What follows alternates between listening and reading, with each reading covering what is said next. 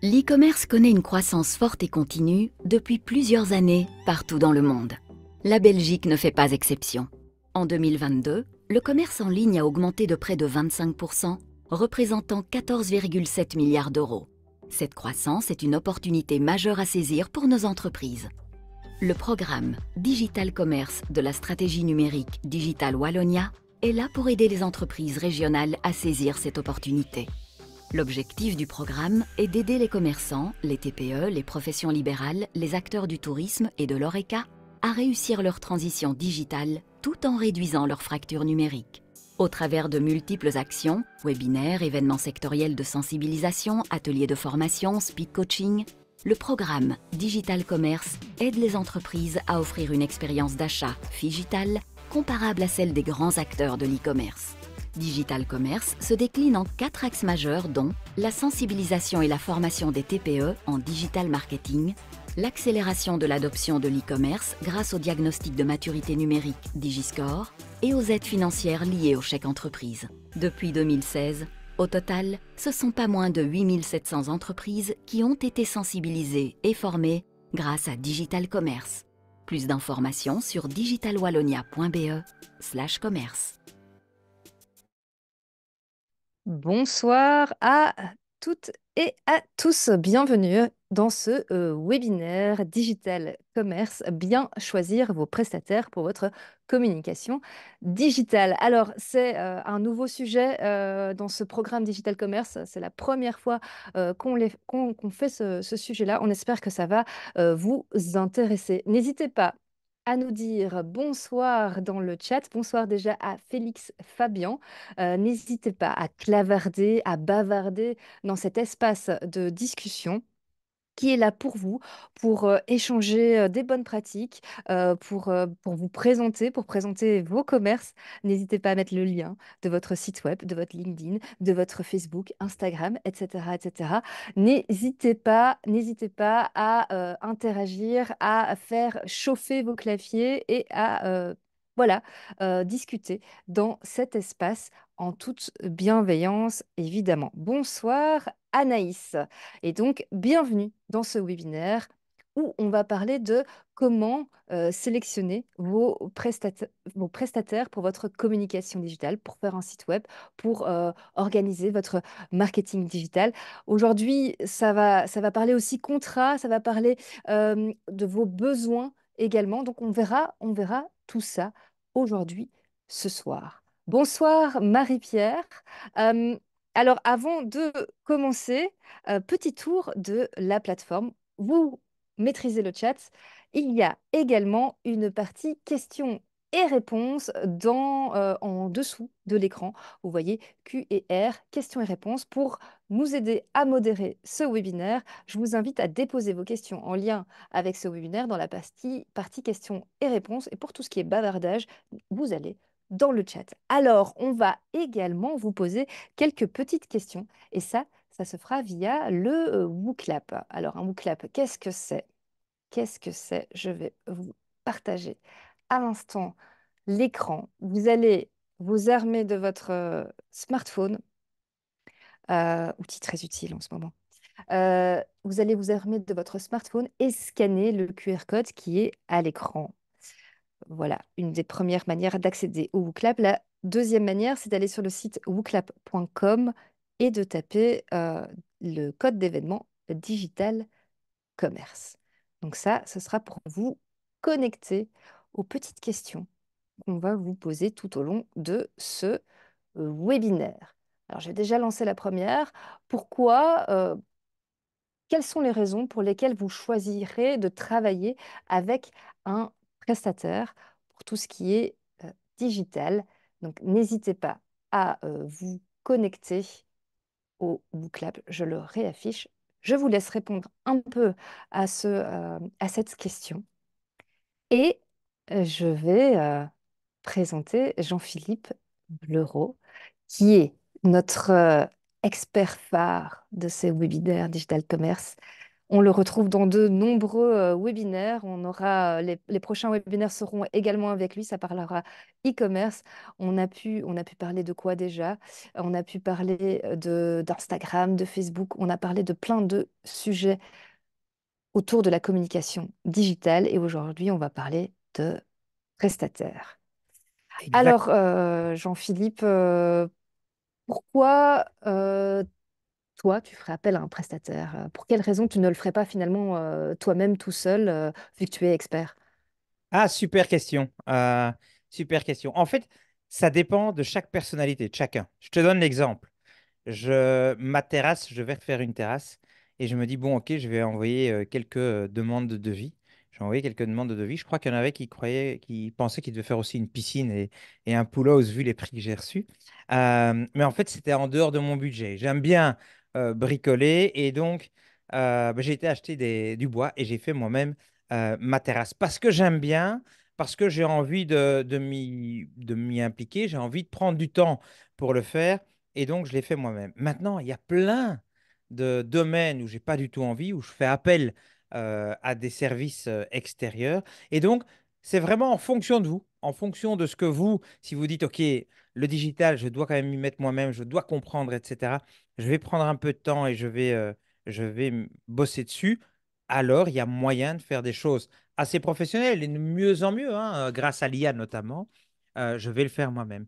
Mais énormément de monde se disent non, moi je vais me concentrer sur mon boulot, je suis fleuriste, j'ai un magasin de chaussures, je dois me concentrer sur mon travail et donc je vais faire la partie communication, par exemple, marketing, mais aussi mon site web, mon site de e-commerce par un prestataire. Alors, Pauline, comment ne pas se faire avoir? C'est ce qu'on va voir aujourd'hui. Comment bien pouvoir discuter avec des prestataires? C'est tout l'enjeu de ce soir. Et alors, nos webinautes ont répondu à la question pourquoi choisir un prestataire. Personne n'a mis pour faire une terrasse. Euh, Mais effectivement, il y a le côté gagner du temps dans l'activité pro. Ouais, ça évidemment.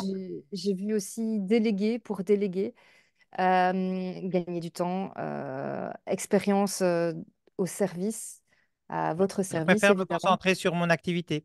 Très, très bien. Je comprends très, très bien. Et c'est pour ça que vous êtes là. C'est vous dites, OK, moi, je dois me concentrer sur mon activité. Comment est-ce que je vais faire pour choisir mon prestataire de service? On va voir tout ça de long en large ce soir.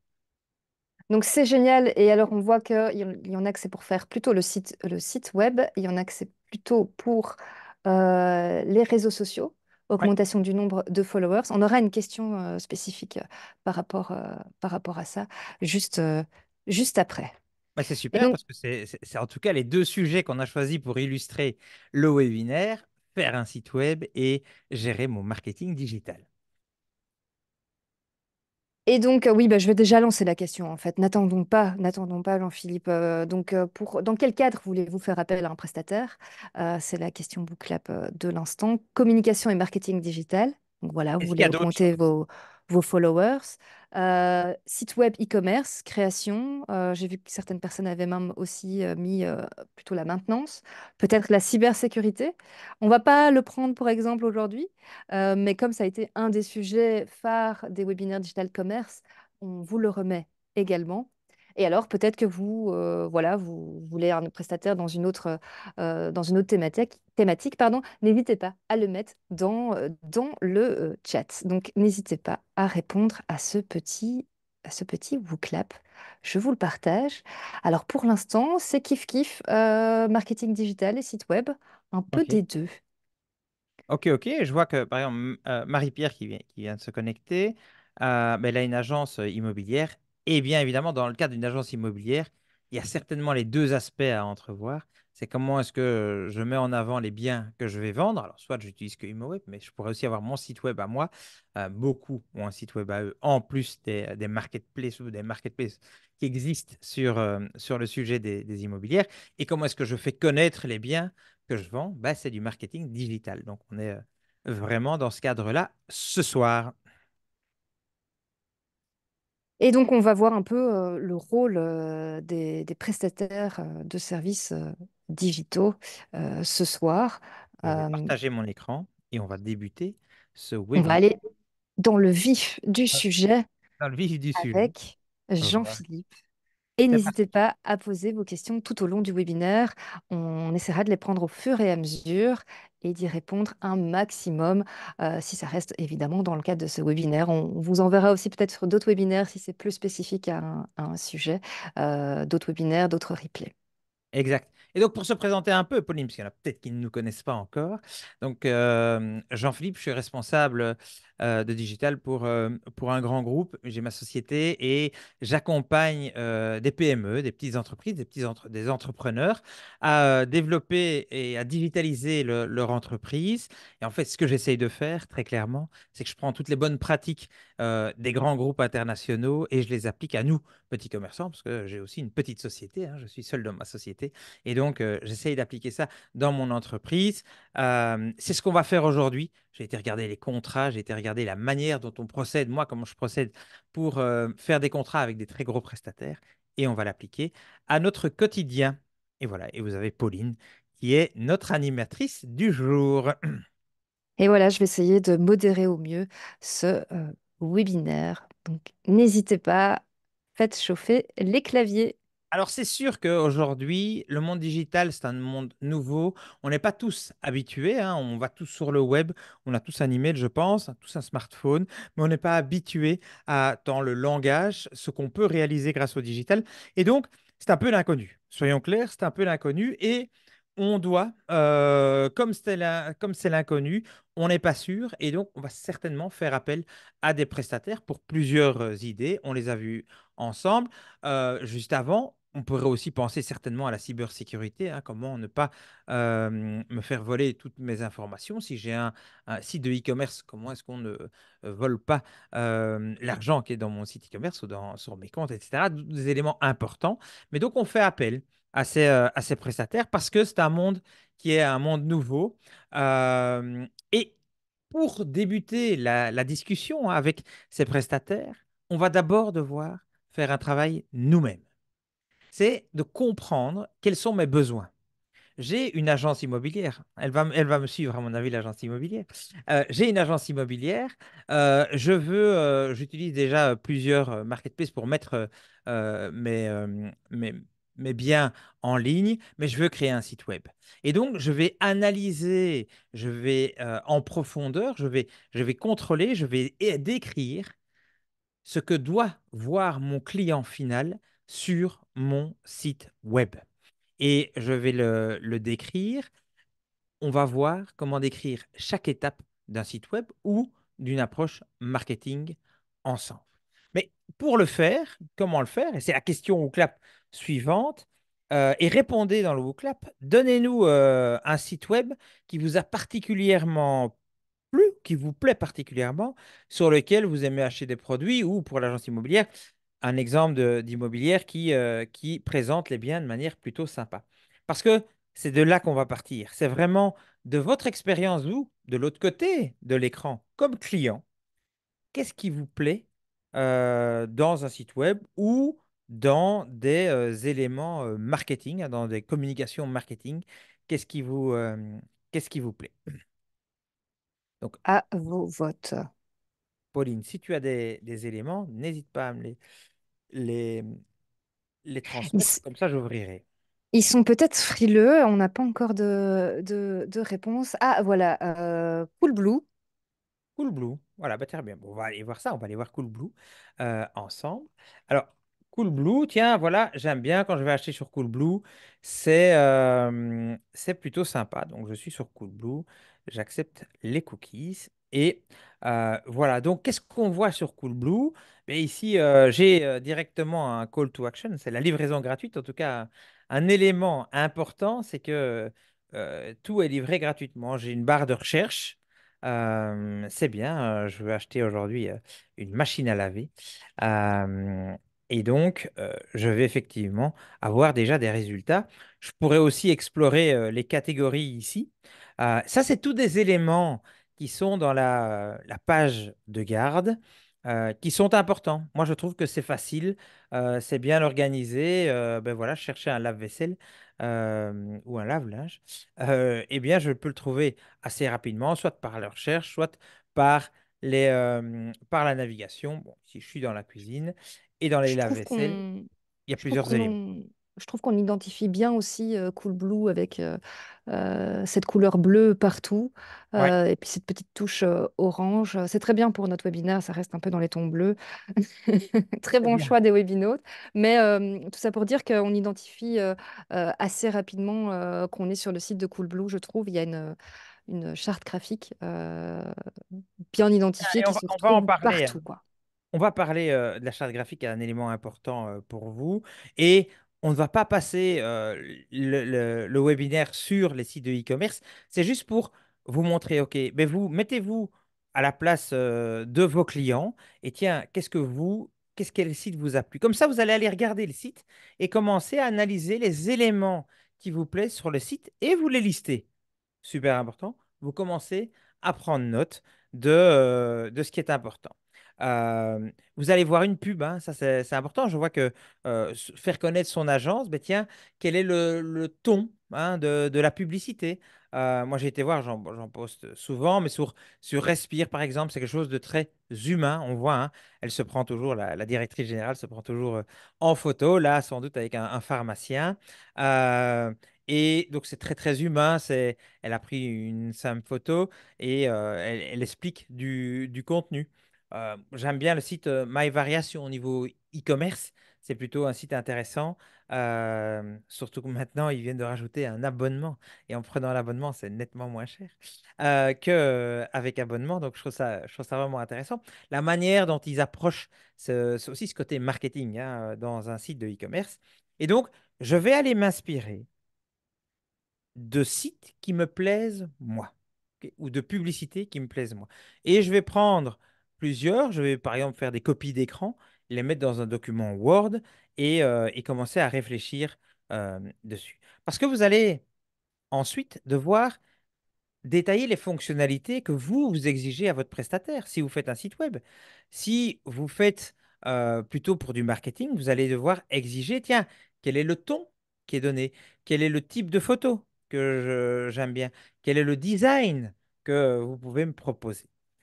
Et tout ça, on va le décrire et je vais vous l'expliquer rapidement pour le site web parce que c'est important, la manière dont vous allez pouvoir le décrire. Vous allez décrire votre besoin. Mais prenez cet exemple de site web exactement de la même manière pour du marketing.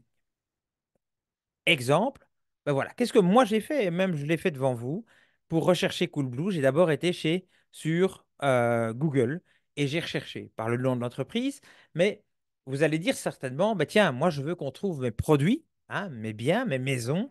Alors donnez-moi d'autres éléments, hein, qu'est-ce que vous faites d'autre? Euh, toute notre communauté qui nous suit, qu'est-ce que vous faites? Quelle est votre activité? Comme ça, je vais vous prendre un exemple. Donnez-moi aussi vos sites, je vous mettrai en évidence. Mais donc, En tout cas, dans les liens des sites web qui leur plaisent, il y avait T-Tower, Patagonia. Dans les agences immobilières, il y avait Marjorie Thomas et Vanessa.be. Patagonia, on peut aller voir un Patagonia, c'est la marque, ouais, c'est la marque de De vêtements. vêtements. Et donc, c'est bien, je veux rechercher des vêtements Patagonia, je vais peut-être chercher le nom, mais souvent on va chercher plutôt un pull, une veste d'été, etc., etc. Et donc il faut que mes produits apparaissent dans le moteur de recherche. C'est un des éléments principaux lorsque vous allez contractualiser avec une agence. C'est que s'il vous faut un site web, il faut que ce soit bien réalisé pour que vos produits puissent apparaître sur les moteurs de recherche. C'est ce qu'on appelle le SEO. Donc retenez-le. C'est quelques termes techniques que je vais vous demander d'apprendre parce que ça sera beaucoup plus facile pour vous de négocier après, de discuter avec une agence en les connaissant. Il faut connaître, c'est un peu le b.a.-ba du digital. Donc SEO, SEO, Search Engine Optimization en anglais. comment optimiser le résultat de recherche dans les moteurs de recherche, hein, dans Google. Comment optimiser, comment avoir mes produits qui arrivent dans la première page et si possible dans les trois quatre premiers résultats. Dès qu'il y a un A, quand vous voyez un A, c'est la publicité, hein, c'est ads en anglais. Et donc, c'est comment faire de la bonne publicité sur Google pour générer du trafic. Et puis, vous allez avoir la page de garde, hein, on l'a vu, on est arrivé sur la page de garde de Coolblue. On était sur cette page-ci avec la livraison gratuite, etc. Eh bien, moi, je voudrais pouvoir avoir des banners pour effectivement aussi mettre de la publicité. Je voudrais sur la page de garde, avoir les catégories qui soient mises dedans, hein. Tiens, je veux chercher un manteau, mais ça peut être aussi un pantalon, etc. Donc, toutes les catégories de mes produits doivent être présentées sur la page de garde. Je veux avoir un moteur de recherche. Et le moteur de recherche doit être ultra pertinent. Mais vous n'allez pas aller plus loin, hein. Il ne faut pas commencer à décrire le moteur de recherche. Vous n'êtes pas un professionnel. Il faut juste se dire, OK, j'ai besoin d'un moteur de recherche. Pour du tricot, hein, j'ai toute la partie laine et puis j'ai par exemple les crochets, etc. C'est dans des catégories différentes. Par contre, la recherche, on doit les trouver. Ensuite, vous allez dire, bah, tiens, je vais aller en tant que client, hein, toujours se mettre à la base et rédiger aussi comme ça, hein. En tant que client, quand j'arrive sur la page des ordinateurs portables, je veux avoir une idée générale de tous les ordinateurs portables, hein, tous les ordinateurs portables, et je veux avoir la liste, hein, ça s'appelle une liste de produits. Et quand je clique sur, on va pas prendre un Apple, on va prendre un autre, un HP, eh bien, je veux avoir la page produit. C'est la même chose dans votre agence, agence immobilière. Je veux avoir une page avec l'ensemble. Je dois pouvoir mettre plusieurs photos liées à mon produit. Ok, plusieurs photos. Je dois avoir une description avec les avantages, par exemple, inconvénients, la description et peut-être des spécifications un peu plus techniques. Et évidemment aussi le prix, un prix barré. Hein, n'oubliez pas, vous pouvez faire des promos, un prix barré, la livraison, le j'achète. Et une fois que je dis, bah, tiens, oui, j'achète, vous allez arriver, et le parcours est plutôt facile ici, hein, tu vois, Pauline, euh, ici avec des propositions de se dire, bah, tiens, est-ce que je n'achèterais pas aussi une souris parce que j'ai pas de souris ou je vais pas du tout en acheter, Ah, hein. c'est une chouette fonctionnalité là, de se Ouais, dire on va proposer un autre produit dès qu'on a sélectionné un achat et un produit en lien avec ouais. évidemment la souris avec le laptop, Ça pas la s'appelle machine à laver avec le laptop. le cross-sell, hein. Donc, comment est-ce qu'on vend un peu plus, hein, comment est-ce qu'on augmente le panier des clients? C'est en leur proposant des éléments ou des produits qui sont complémentaires. Typiquement, pour la laine, bah tiens, je vous acheter deux plots de laine. Est-ce que vous n'avez pas besoin d'aiguilles, hein, à tricoter? Typiquement, ça marche très très bien. Et donc, vous dites, ah bah oui, ça, il me le faudrait. Ça n'existe pas toujours. Pensez-y. Et vous l'avez vu sur Coolblue, vous l'avez vu sur d'autres sites. Donc, inscrivez-le. Et puis, je dis, ben non, j'ai besoin de rien d'autre. Je fais continuer. J'ai pas besoin d'assurance non plus. 2 ans, c'est suffisant. Et je vais aller voir mon panier. Et donc, ça, c'est une fonctionnalité, évidemment. Je dois avoir un récapitulatif dans le panier, mon prix, les services compris, et je commande avec le paiement. OK. Et la partie paiement, je peux payer avec Bancontact. On verra tout ça, hein, pour les sites d'e-commerce. Mais ce que je veux vous montrer ici, c'est le parcours que vous avez réalisé, vous, en tant que client, sur un site que vous aimez bien. Et vous voudriez que votre site à vous, ça soit aussi facile. Donc, prenez-le en exemple. Et donc, on va passer à tout ce qu'on vient de voir, Pauline. La recherche, la page de garde, sans doute une page spécifique si vous créez un événement ou quoi. La recherche donc sur Google, mais la recherche à l'intérieur du site, la page produit, hein, on a montré la page produit, et le paiement. Et ici, en fait, entre la page produit et le paiement, ensemble, Pauline, on a rajouté en fait une page qui est la page de produits complémentaires. Super important, je ne l'avais pas prévu, mais c'est en regardant le site que vous nous proposez que c'est vraiment intéressant d'avoir cette étape supplémentaire pour vendre plus. Eh bien, je rajoute ça et je demande, et je vais demander évidemment lors de mon demande de devis, ma demande d'offre, d'avoir cette page dedans.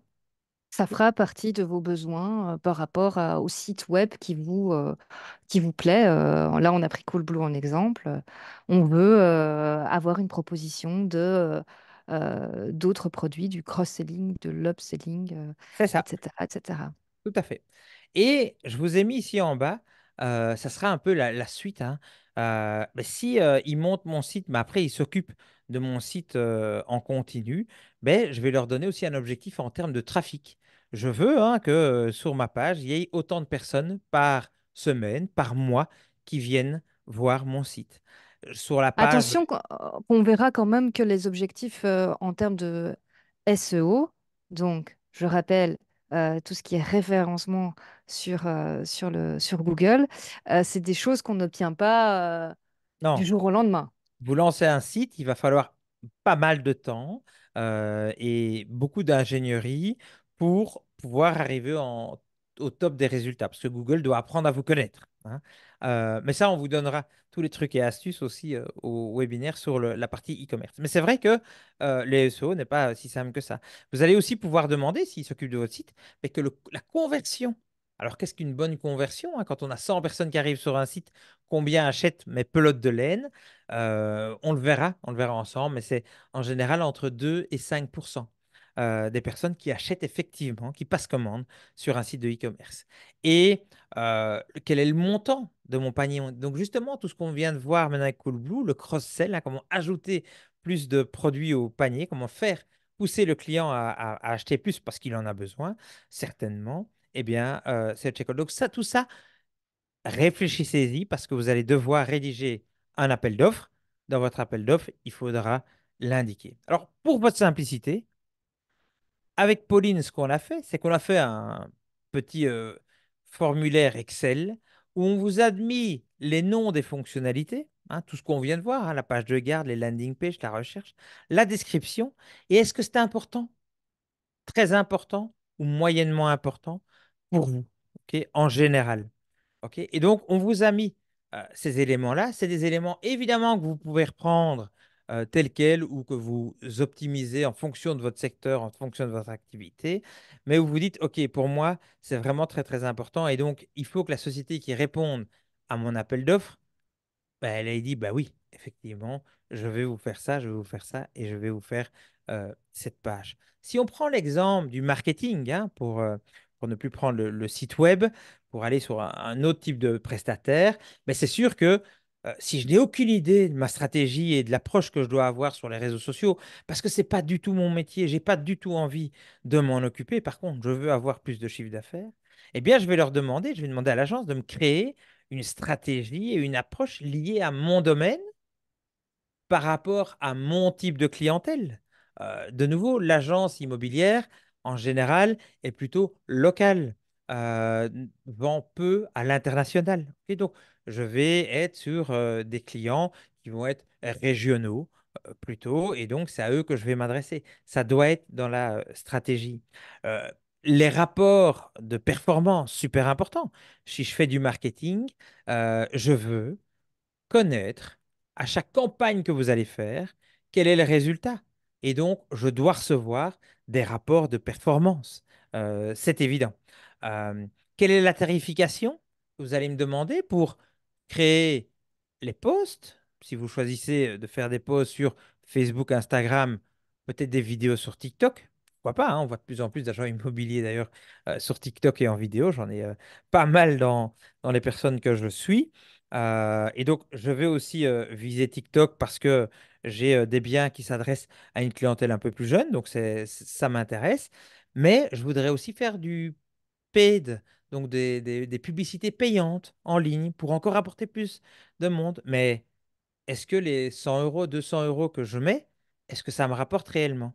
Eh bien, vous, agence, vous allez devoir me répondre. Et je vais le demander dans votre tarification structure de coût. Parce que souvent, par exemple, dans les agences, c'est pas simplement un coût horaire, voilà, il me faut autant d'heures ou par poste. Non, quand on demande aussi faire de la publicité payante, hein, je vais vous remontrer ce que c'est payante. Publicité payante, c'est par exemple ici, quand on va rechercher une veste d'été, homme. Ici, vous voyez, il y a la partie, il est mis sponsorisé. Je vais un peu agrandir mon écran. Il est mis sponsorisé. Ça, c'est des gens qui payent pour être à ce niveau-là. Vous voyez, il y a non, mais Zalando n'a pas payé. Voilà, Zalando n'a pas payé. Il est très bien référencé sur le mot veste légère homme. Ça, c'est le SEO. Donc, veste légère homme, Zalando est numéro un. Amazon a dû payer et la boutique officielle a aussi dû payer. Vous voyez, sponsorisé. vous allez recevoir ces propositions. Vous pourriez aussi être ici, hein, c'est payant aussi. Une agence peut évidemment s'occuper de ça, mais parfois ils vont prendre une commission, hein, sur tout ce qui est paid media. Et donc, vous allez devoir faire attention à ces éléments-là. Quelle est la stratégie de croissance à long terme, hein? Moi, je veux que mon entreprise atteigne autant de chiffres d'affaires, ce qui veut dire autant de visites par mois sur mon site. Comment est-ce qu'on atteint le trafic que je demande? Quelle est votre stratégie pour l'atteindre? Donc, on vous a listé ici, on ne va pas tous les passer en revue, ce qui était très important pour nous, pour en général une entreprise qui se digitalise, et qu'est-ce qu'il fallait exiger comme fonctionnalité de base de l'entreprise. Euh, alors, un petit élément, un petit truc aussi, vous allez pouvoir, par exemple pour les sites web, aller un peu plus loin, hein. Alors, pour la partie e-commerce, la partie marketing, pardon, c'est de se dire, tiens, moi je voudrais être sur TikTok, pas tellement sur Pinterest, je voudrais être aussi sur Facebook, parce que Facebook, je l'ai entendu lors du dernier webinaire que Jean-Philippe et Pauline ont donné, c'est toujours le réseau social numéro un en Belgique, donc il vaut mieux y être. Et donc, je voudrais être sur Facebook et sur Insta. Tiens, pendant le même webinaire, on m'a dit qu'on pouvait poster sur les deux plateformes en même temps, donc ça ne doit pas coûter trop cher de le faire en même temps. Bien joué. Donc ça, c'est déjà des éléments que vous pouvez donner. Si vous voulez un site de e-commerce, vous pourriez vous renseigner, tiens, comment a été, sur quelle plateforme est fait ce site de e-commerce. Parce que moi, à terme, ben, j'ai entendu des copains qui m'ont dit, ah ben oui, mais moi, je le gère moi-même, mon site de e-commerce. Et là, un petit truc que je vous donne, on verra dans le détail, hein, mais j'ai un petit outil ici qu'on ajoute à Google Chrome. Et grâce à cet outil, dans mes extensions, je vais sur, ça s'appelle Built With en anglais avec un T, B-U-I-L-T With. C'est un petit add-on qu'on met à Chrome.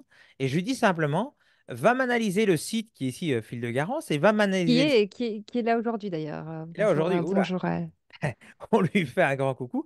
Eh bien, on voit qu'elle a fait son site avec Shopify. Ah ben, ce site, en fait, elle l'a fait, ça a l'air d'être fait, je sais qu'elle l'a fait pas mal elle-même, donc elle arrive quand même à un niveau qualitatif plutôt intéressant. Ah ben, moi, ça m'intéresserait.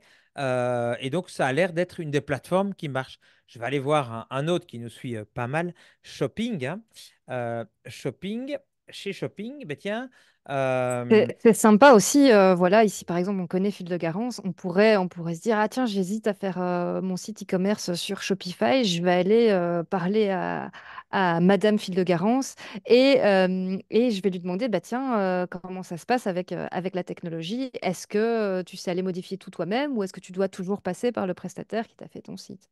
oui, tout à Ça, fait. on verra aussi après, le choix de la technologie. Le choix de la technologie, et pour donner l'exemple de Filigarance, elle avait débuté sur une précédente plateforme, une autre plateforme, et elle a changé, elle a dit, je veux quelque chose de beaucoup plus facile. Et ici, donc, shopping, je vais aller voir, je vais lancer de nouveau mon Build With, hein, construit avec en anglais, et il va me dire, bah, tiens, le site a été construit avec PrestaShop, qui est une autre plateforme sur laquelle on peut faire des sites web. Mais en vous commençant à vous professionnaliser, vous voyez, avec des petits outils, hein, tout simples, hein, d'aller voir, ben, vous pourrez dire, ah bah oui, j'ai vu celui-là, c'était plutôt pas mal. Et en général, ils vont donner des fonctionnalités qui sont similaires. Et si vous connaissez des gens, et pourquoi pas utiliser la communauté des gens qui nous suivent, hein, de nos followers, des webinautes qui nous suivent, qui suivent les webinaires, pourquoi ne pas leur demander, tiens, est-ce que c'est facile la manière dont vous avez fait le site, est-ce que vous le maintenez vous-même, etc. C'est aussi une bonne idée pour vous. Mais donc, une petite idée pour vous monter en compétence, vous dire, tiens, en fait, il existe des plateformes pour le faire.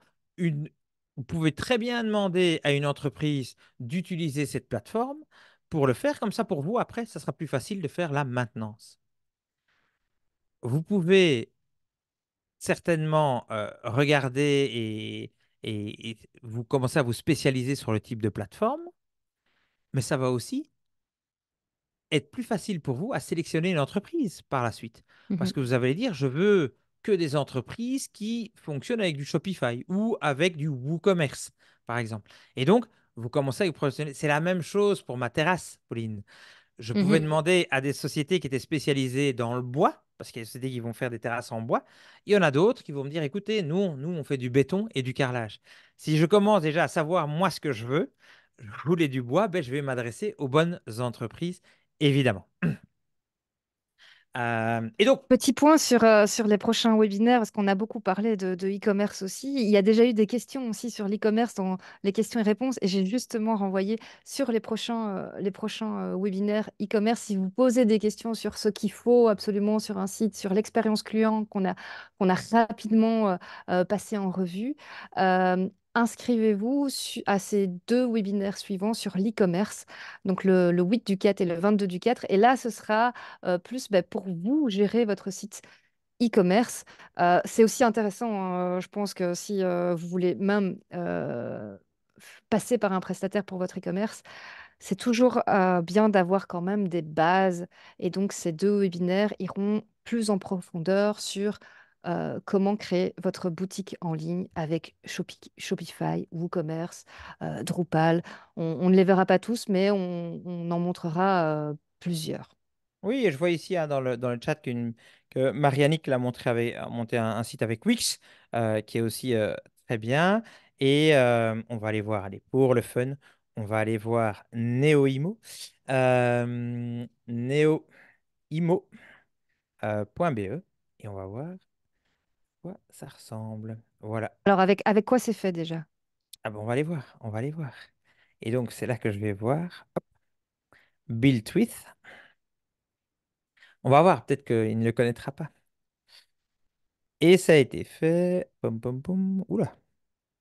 Eh bien, à mon avis, ça Ça a a été été fait, codé. ça a été codé. À mon avis, parce que je n'ai rien de spécifique ici. Non, je n'ai rien de spécifique. Donc, sans doute qu'elle est passée par une agence pour créer son site web. Elle peut nous le dire Via, dans le chat. via un logiciel de gestion, elle nous dit. Ouais, mais à mon avis, c'est Omnicasa Software Solution. Donc, c'est quelque chose de privé. Donc, c'est pas une plateforme publique pour le gérer. C'est vraiment un outil spécifique, à mon avis, pour les agences immobilières. Mais donc, voilà. Après, très chouette site, je trouve. Très simple à vendre, à louer. Il y a un seul bouton, enfin deux boutons, mais c'est normal. Call to action ici. C'est très bien. Si vous venez au site, au webinaire, sur le e-commerce, transmettez dans l'inscription vos sites parce que je vous mets toujours en avant, je prends toujours en exemple les sites web et je montre comment est-ce qu'on peut les optimiser s'il y a des éléments euh, à optimiser, évidemment. Mais donc, on l'a vu, on doit lister l'ensemble, enfin, vous devez lister l'ensemble des fonctionnalités qui existent et on vous donne les exemples. C'est assez facile à comprendre, ça, et vous le voyez bien. Maintenant, il y a tous des éléments qui ne sont non fonctionnels, que vous ne voyez pas. Vous avez de la chance d'être à ce webinaire parce que je vais vous lister tout ce que j'exige à mes fournisseurs et qu'on ne voit pas, qui est difficile de savoir. On va reprendre ici l'exemple de l'agence immobilière. Par exemple, quand on va sur notre agence, on voit que, vous voyez que c'est apparu très très vite. OK. On a même la photo de Marie-Pierre. Mais on voyait que c'est arrivé très vite. C'est plutôt bien. Parce que c'est important pour Google, c'est que ça prenne moins d'une seconde pour apparaître. Plutôt bon élément ici, parce que ça apparaît très très vite. Donc, bravo. On va aller chez Shopping et on va voir nos promotions, par exemple. On peut voir que ça a mis un petit peu plus de temps. C'est quand même rapide, hein, on voit assez rapidement les éléments qui apparaissent, mais il n'y a pas les filtres, par exemple. Et quand on clique sur chaque élément, ça vient assez vite, entre 1 et 2 secondes. À mon avis, on peut le calculer, ça je vais vous le montrer dans le webinaire d'e-commerce, comment est-ce qu'on voit si c'est bien ou pas bien. Il y a des petits outils gratuits pour le savoir. Mais donc, ces éléments-là, en combien de temps une page se charge, la performance, le temps de chargement, il faut l'exiger. Et ça, il faut suivre des webinaires pour le savoir. Ok. La sécurité, il faut que ce soit un HTTPS dans la barre en haut. Et ici, c'est bien un HTTPS chez Néo Immobilier. Chez Shopping, c'est bien un HTTPS. Donc, au niveau sécurité, c'est un des éléments qui est important. L'accessibilité. un autre élément. Je suis justement en train de le faire pour un très gros client. C'est comment est-ce que mon site web est accessible pour les personnes moins voyantes, qui ont plus de difficultés à voir. Et donc, il faut respecter certaines règles, notamment dans le design, pour l'accessibilité. Il faut le demander, c'est une des clients potentiels, donc il faut le demander à votre prestataire de service. La facilité d'utilisation. Le site doit être intuitif, donc la user experience, hein, c'est impalpable, mais il faut l'exiger. La charte graphique, tu en as parlé tout à l'heure, mais l'intégration de votre charte graphique, si vous avez une charte graphique, c'est important de le faire et on fera un petit point un peu plus dans le détail par la suite là-dessus. Euh, le multilinguisme et les multidevises, ça c'est pour moi aussi plutôt fonctionnel, mais on peut le prévoir dans un élément non fonctionnel parce qu'aujourd'hui, Après, ça dépend du besoin aussi. oui, je suis assez local parce que mon agence immobilière est située, je sais pas où, est située, bim, où là, parce qu'on a, à l'heure, donc en province de Liège. Mais je vois que j'ai plus en plus de personnes de région flamande qui viennent voir mon site. Donc, ben, pourquoi pas avoir la possibilité de l'avoir dans les deux langues. Ok. C'est pas prévu ici, mais c'est peut-être une évolution qu'il faut prévoir. Et donc, il y a tous des éléments qu'on ne connaît pas dès le début et il faut prévoir. On vous les a de nouveau mis ici avec une importance. Est-ce que c'est important? Moyennement important. Mais regardez-les, listez-les, parce que quand vous allez discuter avec une agence, vous allez avoir l'air de connaître beaucoup mieux votre sujet que si vous arrivez en disant, en fait, moi, je connais rien, donc dites-moi ce que je dois faire. Et là, vous risquez un peu, peut-être, de vous faire avoir. Alors, petit lien aussi avec ce que tu disais, je trouvais que c'était sympa à ajouter. Comment savoir qu'il y a de plus en plus de néerlandophones qui viennent sur votre site? Ah, Avec l'exemple, par exemple, de NeoImo, exiger aussi de l'analytics et des rapports. C'est dans la petite liste des éléments non fonctionnels. c'est ici. On aura aussi un webinaire sur tout ce qui est les analytics et voir un peu C'est ce qui est prévu dans intéressant, la partie e-commerce etc. 2. C'est de voir, tiens, quel est le type de client qui vient chez moi pour que je puisse adapter mon site web. Effectivement, si je vois que j'ai beaucoup de clients qui viennent d'Allemagne ou de Flandre, mais en fait, j'ai aucun contact avec eux parce qu'en fait, ils quittent directement parce qu'il n'y a pas le multilinguisme. C'est intéressant de le savoir et de le demander, de l'exiger dès le départ. D'accord? Et tu parlais d'adapter, et ça, on en parlera aussi juste après, cette capacité d'adaptabilité. J'ai du Oui. mal à le dire, mais je l'ai dit. Tout à fait. Et par exemple, pour les agences immobilières, les agences de communication, il faut faire attention, par exemple, aux lois et régulations. Par exemple, je suis une profession libérale, je ne peux pas faire n'importe quoi. Il faut évidemment que l'agence le sache. La propriété intellectuelle, ben tiens, vous créez des posts, vous créez des éléments pour ma marque, pour ma société, à qui est-ce qu'ils appartiennent? Est-ce qu'ils appartiennent à vous ou est-ce que j'ai un transfert de droit, hein, de propriété intellectuelle qui est réalisé? Euh, la responsabilité et les assurances, tiens, vous postez pour moi qui est responsable si vous postez des éléments qui sont injurieux, par exemple, par erreur ou quoi, mais ça peut arriver. Et donc, il faut le prévoir. C'est tout ce qui est non fonctionnel, non visible, et il faut absolument l'avoir dans euh, la description du besoin que vous allez faire. Alors, Petite question, vous clap pour la suite des explications. Est-ce que vous savez ce qu'est un mood board? On vous propose quelques solutions dans le WooClap. Est-ce que c'est une planche de tendance ou d'inspiration qui vous aide à définir les grandes lignes esthétiques, les lignes de design d'un projet? Est-ce que c'est une planche avec votre humeur du jour pour prendre des décisions objectives? Est-ce que c'est une planche pour surfer sur la vague d'Internet? moi, Je sais la pas, dernière, je l'aime bien. Le surf sur la vague d'Internet, plutôt sympa. merci, merci, Ah, ouais, c'est gentil, il y en a qui ont voté pour moi. Ça, c'est bien. Euh, Bah oui, oui, vous êtes bon, hein, vous êtes bon.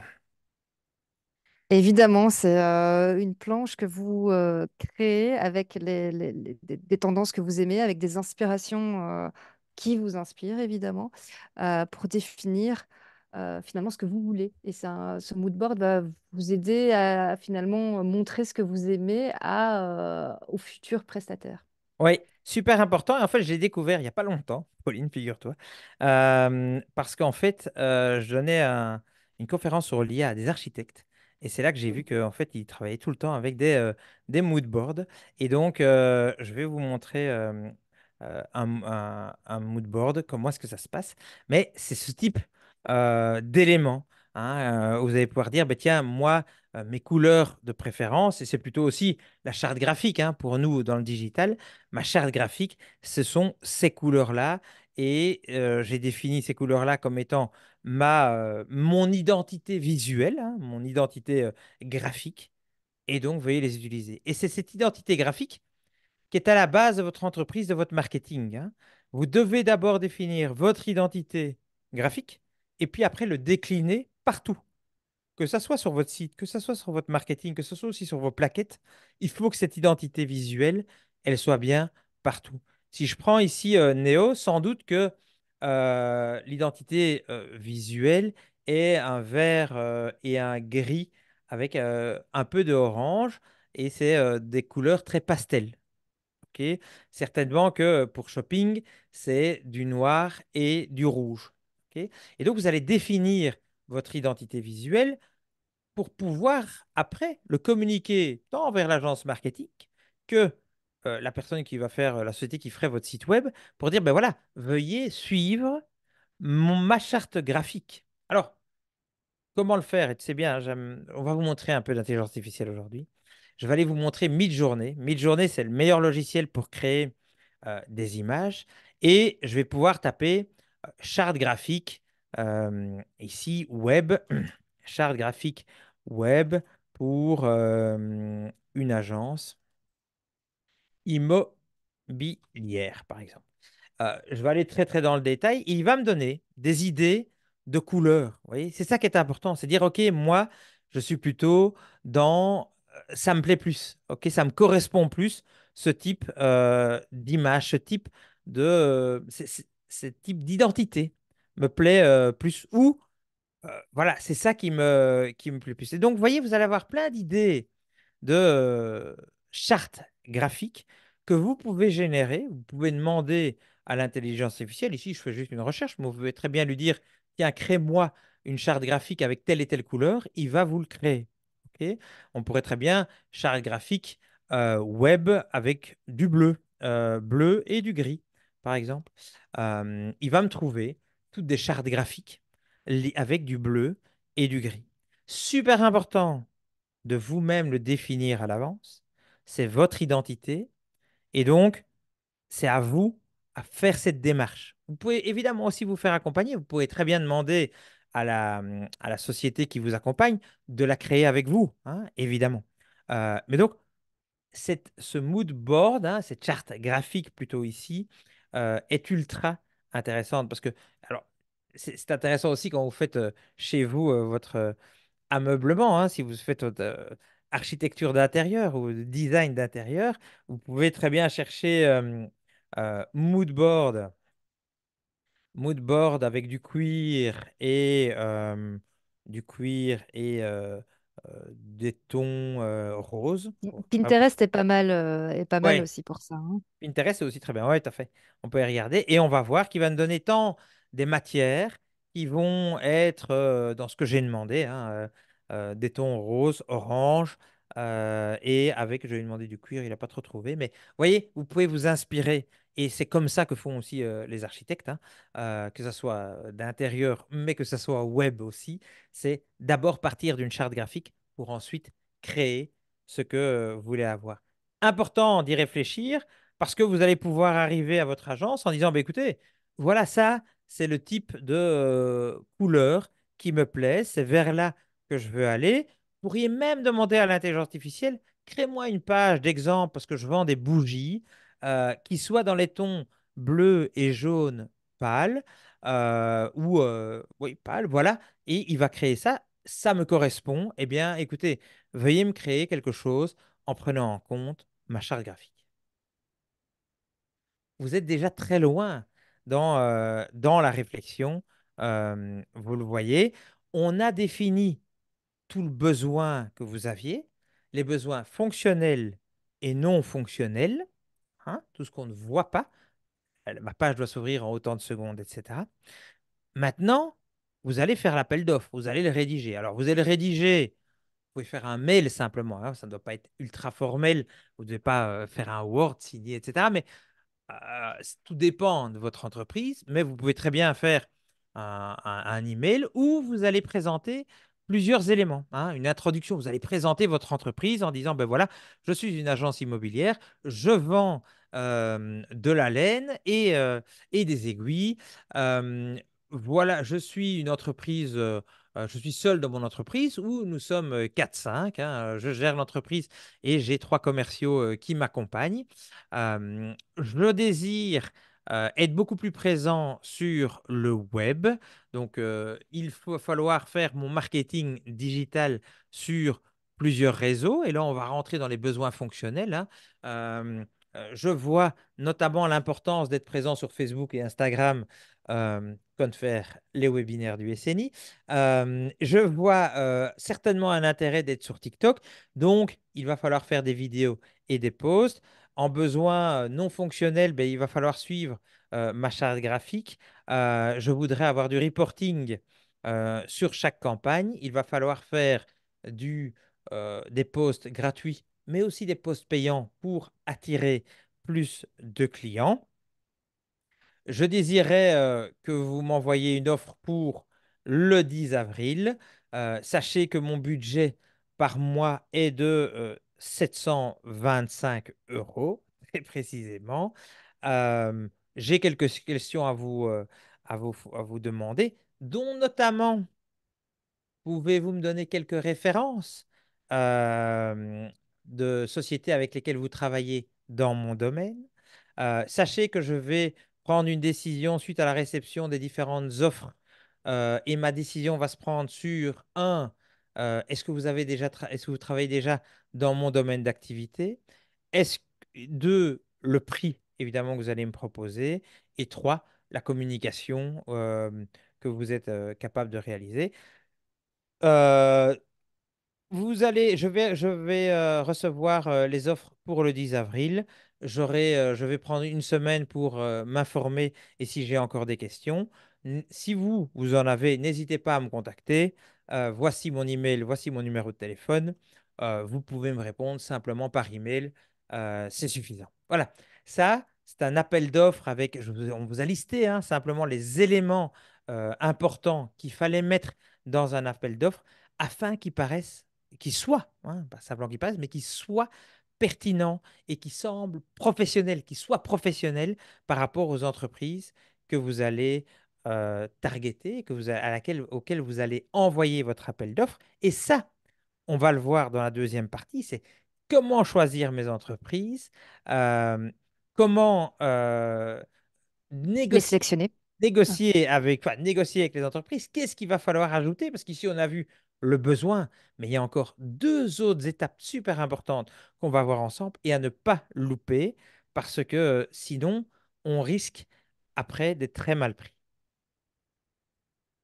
Donc, tout ça, on verra après la pause. Le webinaire n'est pas fini. Restez avec nous, restez connectés. On verra aussi pendant la petite pause, on vous mettra une petite vidéo d'attente. Ça parlera aussi de chèque entreprise. On en parlera aussi juste après, justement, des aides que vous pouvez avoir pour des sites internet, du marketing.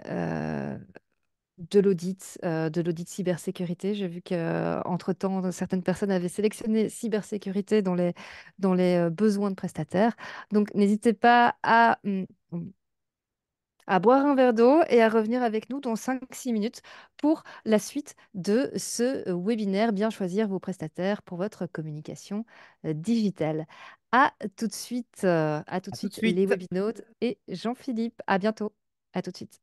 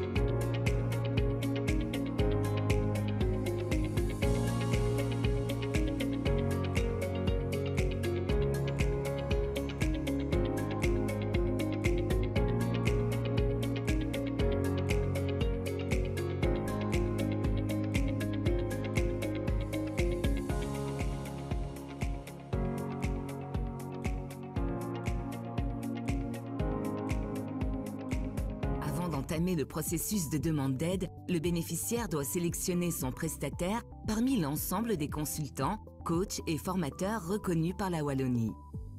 Petite précision, le formulaire de demande de chèque en ligne peut être complété soit par le bénéficiaire, soit par le prestataire. Les données encodées restant enregistrées, elles ne sont à remplir qu'une seule fois. La première étape consiste à s'inscrire sur la plateforme. Rien de plus simple. Identifiez-vous en tant que personne physique avec votre carte d'identité. Vous ne le faites qu'une seule fois. Complétez vos coordonnées. Un email de vérification de celle-ci vous est envoyé. Votre inscription donne accès à un tableau de bord. Vous pouvez dès lors compléter le formulaire de demande de chèque en passant d'un onglet à l'autre. Pour cette étape, préparez le numéro banque Carrefour des entreprises du bénéficiaire ou du prestataire choisi. Si le bénéficiaire est un créateur d'entreprise, il ne dispose donc pas encore de numéro BCE. Pas de problème, il suffit d'encoder son numéro de registre national. Complétez ensuite les champs liés à votre demande. Pour accélérer cette étape, certaines informations peuvent être préparées à l'avance. Les objectifs du chèque demandé, la valeur ajoutée de la prestation pour l'économie wallonne, le planning supposé de la prestation, le montant du devis émis par le prestataire et la convention. La plateforme indique alors deux montants, l'intervention publique de la Wallonie et la quote-part à verser par le bénéficiaire pour que la prestation puisse débuter. Une fois les champs complétés, le dossier est soumis à l'administration pour vérification. Si le dossier est incomplet, l'administration revient vers vous. Vous bénéficiez alors d'un délai d'1 mois pour le compléter. Quand le dossier est complet, l'administration notifie son accord par email dans les 5 jours ouvrés. Elle invite le bénéficiaire à payer sa quote-part. Une fois la quote-part versée, la prestation peut débuter. Elle doit obligatoirement être réalisée dans le délai imparti, entre 3 et 36 mois selon le chèque choisi. Enfin, lorsque la prestation est terminée, vient la phase de clôture du dossier. Le prestataire émet une facture et un rapport de prestation. Il les charge sur la plateforme. Le bénéficiaire valide ces documents dans les 15 jours ouvrés. L'administration vérifie le dossier avant de payer le prestataire. Attention, la TVA reste à charge du bénéficiaire. Accès facile, traitement rapide. Aujourd'hui, profiter de l'accompagnement de spécialistes n'a jamais été aussi aisé.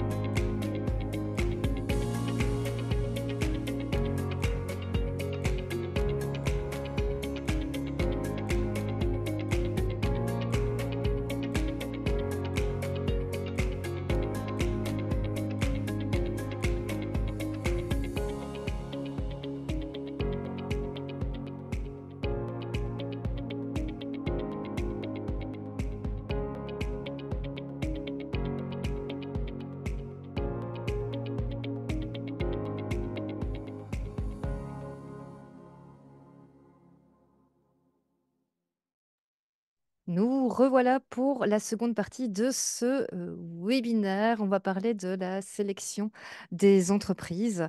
Voilà, vous avez demandé des devis, comment sélectionner. C'est ce qu'on va voir dans cette seconde partie. Et alors, pour être en vrai live, je vais quand même répondre aux deux dernières questions sur le chat. Oui, Marie-Annick, il y a effectivement un vocabulaire Internet. Il faut l'apprendre, il faut s'y mettre parce que le digital, c'est aujourd'hui notre quotidien et donc on l'apprend. Hein, on l'apprend, c'est bien en suivant les webinaires. Il ne faut pas hésiter de poser la question dans le chat, on est toujours bienveillant. Monsieur Bias, il y a quelqu'un à côté qui répond, c'est super. Et pour Joséphine, sur le mood board, attention sur l'identité visuelle, et c'est plutôt là-dessus qu'on voulait s'attacher. Ici, c'est plutôt sur la charte graphique. Pour moi, elle correspond à l'identité de l'entreprise elle-même. Donc, si moi j'ai une société immobilière, elle va correspondre à mon identité. Évidemment, le parcours client, etc., doit correspondre à ce que le client final veut. Ça, je suis tout à fait aligné. Donc voilà. Et il y a à discuter sur le sujet parce qu'évidemment, on a utilisé le nom mood board qui est plutôt C'est d'architecture. plutôt, c'est plutôt de l'inspiration, hein, le mood board. On pourrait aussi Ouais. prendre Coolblue et se dire, ah ben moi, je veux du cross-selling et le mettre dans mon mood board parce que c'est de l'inspiration du Tout côté de à fait. Coolblue, mais je m'inspire pas des couleurs, mais je m'inspire plutôt Allez. que du côté fonctionnel. C'est plutôt le côté avoir une planche sur laquelle on met Ça donne des toutes les idées. choses qui nous inspirent. Et je trouve que c'est vraiment intéressant de toujours garder, hein, on voit beaucoup trop souvent des petites entreprises hein, qui ont moins réfléchi à ça, alors que ce n'est pas très très compliqué, hein, mais il faut juste le savoir. Et en fait, il y a tout le temps des couleurs différentes. Je recevais en coaching, il y avait des Digital Days, je recevais en coaching des entreprises, on peut faire une demi-heure de coaching avec nous. Et donc, je voyais qu'il y a énormément de... C'est très très très disparate la communication. Et ça, c'est important de garder toujours une même ligne de conduite, une même identité, aussi dans la manière dont on parle, hein, le tone of voice, hein, la manière dont on va parler à nos futurs clients, à nos prospects. Est-ce que je tutoie, est-ce que je vous vois? Tout ça, il faut le décider. Il faut le décider avec l'agence avec laquelle vous travaillez en fonction, évidemment, là, à 100% de vos clients. C'est à 100% en fonction des clients. Et être de toute façon customer centric, donc mettre le client au centre de toutes nos décisions, c'est primordial pour n'importe quelle entreprise. Hein. C'est le client en définitive qui nous fait vivre et donc il faut le mettre au centre de nos décisions. On est tout à fait alignés. Alors, on va passer à la deuxième partie, assez intéressante, c'est quelles entreprises est-ce que je vais sélectionner? Donc, on a fait ensemble euh, la liste de toutes les fonctionnalités que je voulais, que ce soit pour mon marketing ou pour mon site ou pour mon e-commerce. J'ai vu les fonctionnalités qui étaient cachées, hein, les éléments non fonctionnels. Je les ai listés aussi. J'ai fait mon appel d'offres, j'ai écrit mon mail. Et maintenant, à qui est-ce que je vais l'envoyer? Alors, d'abord, et effectivement, Pauline, c'est sûr, il y a le bouche à oreille et ça fonctionne toujours très bien. Tiens, tu as fait ton site avec qui? Ah, ben avec lui, ça a été plutôt bien. Est-ce que tout s'est bien passé? Oui, regarde le résultat et là, je vends plutôt bien sur mon site. Ah oui, j'ai vu tes posts ou tes TikTok, plutôt sympa. Vous mettez bien en avant, super. Avec qui est-ce que tu fais ça? Avec telle entreprise. Donc, le bouche à oreille marche toujours bien. Des entreprises référencées. Alors moi, Pauline, comment est-ce que je fais en général? Je vais sur Google et on a fait un webinaire sur les fiches d'établissement, les fiches ici Google My Business, hein, les fiches d'établissement Google. Et qu'est-ce que je fais? Ben, je cherche. Hein, ici, je vais chercher, ben, voilà, par exemple, marketing digital. Je vais chercher, ça va être autour de moi, hein, évidemment, autour de moi normalement, il va me géolocaliser. Et donc, je vais avoir ici toute une liste d'agences et avec une notation, hein, puisque on apporte de plus en plus d'importance aux interactions, à ce que les internautes, webinautes disent sur les entreprises. Et donc, je vais aller voir une société, euh, voilà, et j'en ai pas mal, et les cotes sont plutôt bonnes, hein, on voit. Je ne sais pas, Inet, agence de marketing, je ne connais pas. Il n'y a pas de Mais publicité. il y a beaucoup d'avis là, Il y a 197. beaucoup C'est bien d'avis. ça. Après, le nombre d'avis, tu sais, je vois aussi des entreprises qui ont beaucoup de clients et qui ont même plus besoin parce qu'ils ont trop, ils ont beaucoup de travail. Il y a pas mal de boulot pour l'instant dans le domaine. Mais effectivement, hein, plus il y a d'avis, ben, plus ça va rassurer, hein. C'est toujours la même chose, c'est ce qu'on donne lors du webinaire. Est-ce que vous allez aller dans un restaurant où il y a une cotation de 1,3 et que des avis négatifs? Je ne pense pas. Donc, comment est-ce que je fais? Ben, je vais regarder ces fiches Google et je vais regarder les avis. Moi, j'aime bien les avis. Et alors, dans les avis, un petit truc, vous avez trié et je regarde toujours les moins favorables. Comme ça, je regarde un peu les gens qui critiquent et qu'est-ce qu'ils disent. Ah, ici, il y en avait quelques-unes. Nous sommes désolés d'apprendre que vous avez donné une étoile, hein. Il y a des réponses, et ça, c'est déjà bien. Il y a des réponses du propriétaire. Donc, il y avait deux avis négatifs. Mon site a été réalisé par le CTBN. Je suis très contente quand j'étais accompagné d'équipe. Donc, dans les plus négatifs, ben, en fait, je vois qu'il y a du très bon qui est donné. Donc, ça va déjà être un élément qui va me rassurer et qui répond aux avis aussi, surtout les avis négatifs. Ils y répondent. Donc, ils ont déjà compris comment fonctionnait le marketing digital et répondent à tous les avis. C'est déjà une bonne pratique qu'ils ont chez eux. Donc, c'est déjà bien.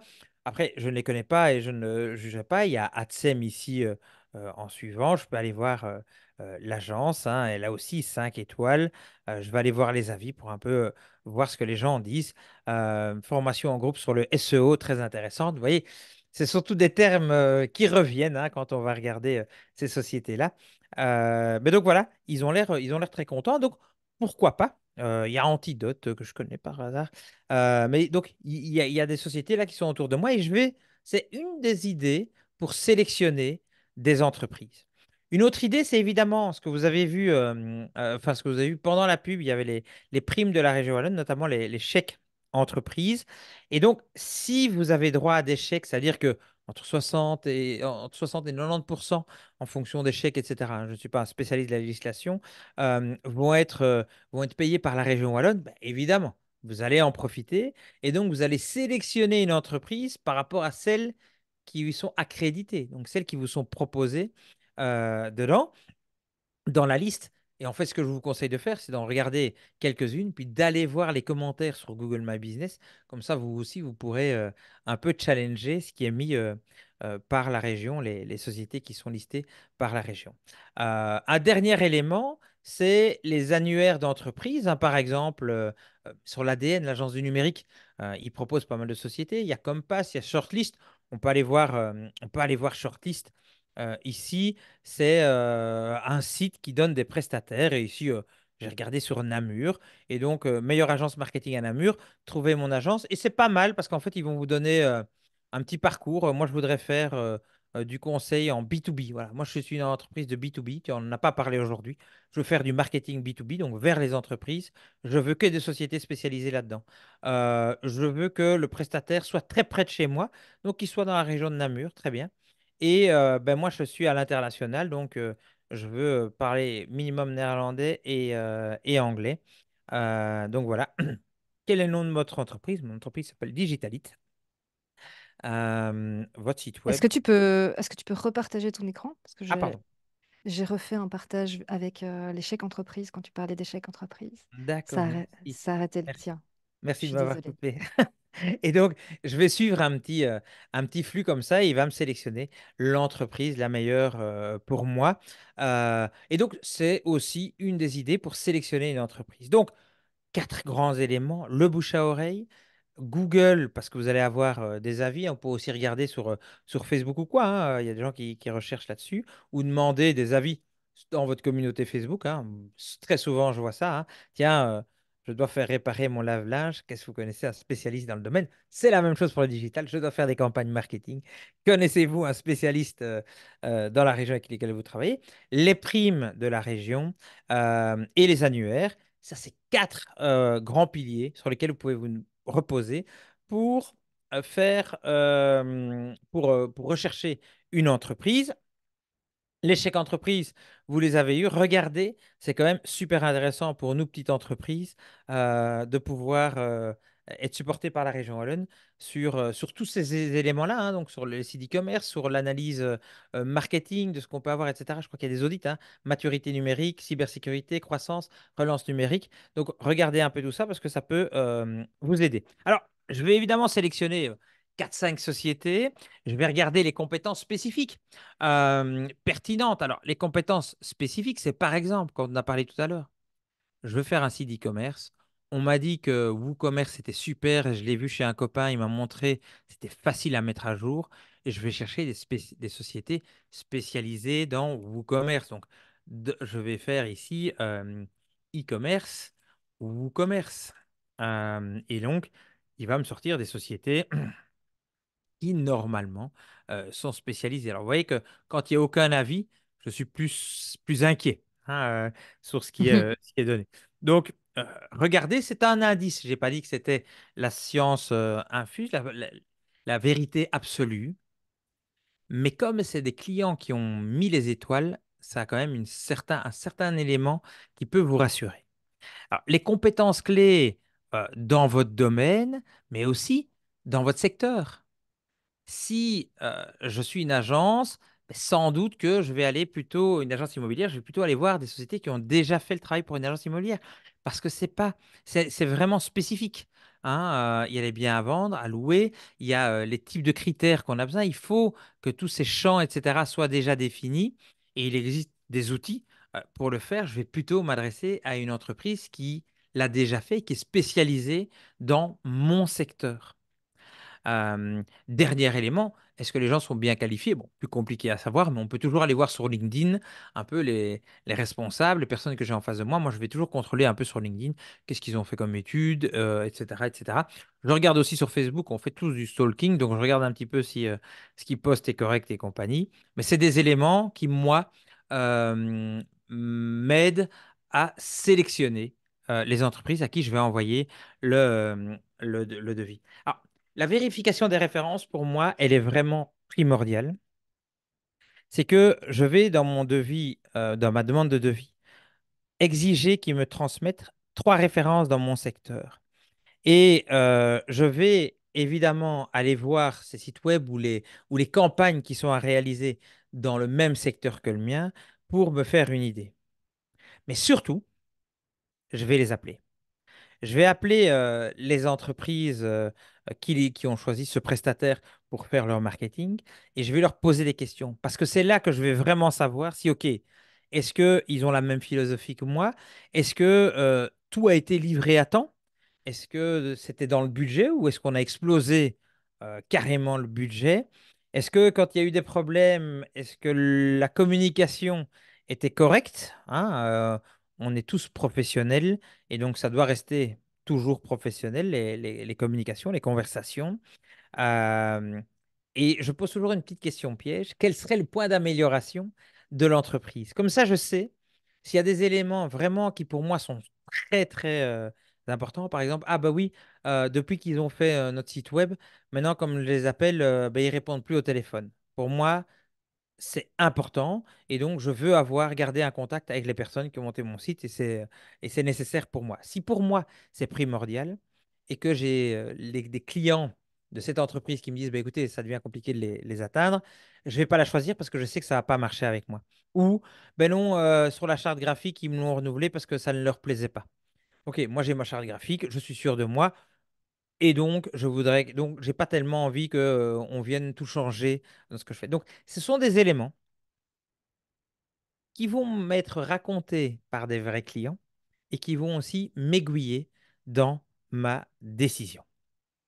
Alors, j'ai mis un dernier point, c'est par exemple l'intelligence artificielle, parce que dans le marketing et dans le e-commerce, je vois beaucoup de sociétés qui ne disent pas ou qui ne veulent pas. Alors, il y en a qui ne veulent pas passer à l'intelligence artificielle, il y en a qui ne le disent pas, mais aujourd'hui, on va quand même beaucoup, beaucoup plus vite dans toutes les campagnes marketing avec l'intelligence artificielle. Et donc, c'est un des éléments que je trouve que c'est juste le minimum de le dire. Tiens, nous, on fait des campagnes avec l'intelligence artificielle, c'est pour ça qu'on est moins cher que les autres. Très bonne pub, Pauline. J'ai vu une boîte en Wallonie qui disait, vous avez besoin de vidéos, TikTok ou quoi? Nous, on vous les livre le lendemain. C'est fait avec l'intelligence artificielle. Voilà la qualité, croyez-moi, c'est de très bonne qualité. Voilà la qualité de nos vidéos. Et on est 5 fois moins cher que le voisin. Ah. Et donc, effectivement, les sociétés, croyez-moi, sont des professionnels, ils passent à l'intelligence artificielle, ils vont plus vite, et donc vous pouvez y gagner. Évidemment, s'ils vont plus vite, ils utilisent des outils comme l'intelligence artificielle, leurs devis doivent être moins chers. Petit truc, petite astuce, parce que vous suivez le webinaire. Alors, vous avez demandé les éléments, vous avez appelé les clients et vous allez comparer les devis. Hein, vous avez reçu 3 devis hein, sur les 5 que vous avez envoyés. Il y en a 2 qui n'ont même pas répondu. Ça arrive tous les jours, ne vous inquiétez pas, ce n'est pas juste pour vous. Ça arrivera dans tous les domaines, croyez-moi, et encore plus dans l'immobilier. Ça, c'est terrible. Mais donc, vous allez évaluer les... On va évaluer le délai également. Et on se demandait, tiens, est-ce que à votre avis, combien de temps pour élaborer un site e-commerce? Est-ce que ça prend une semaine? Est-ce que ça prend un mois? Est-ce que ça prend 3 mois? Ou est-ce que ça prend 9 mois? Parce que évidemment, ça fait partie des critères. Euh, alors, je vais partager un peu les réponses au vous clap.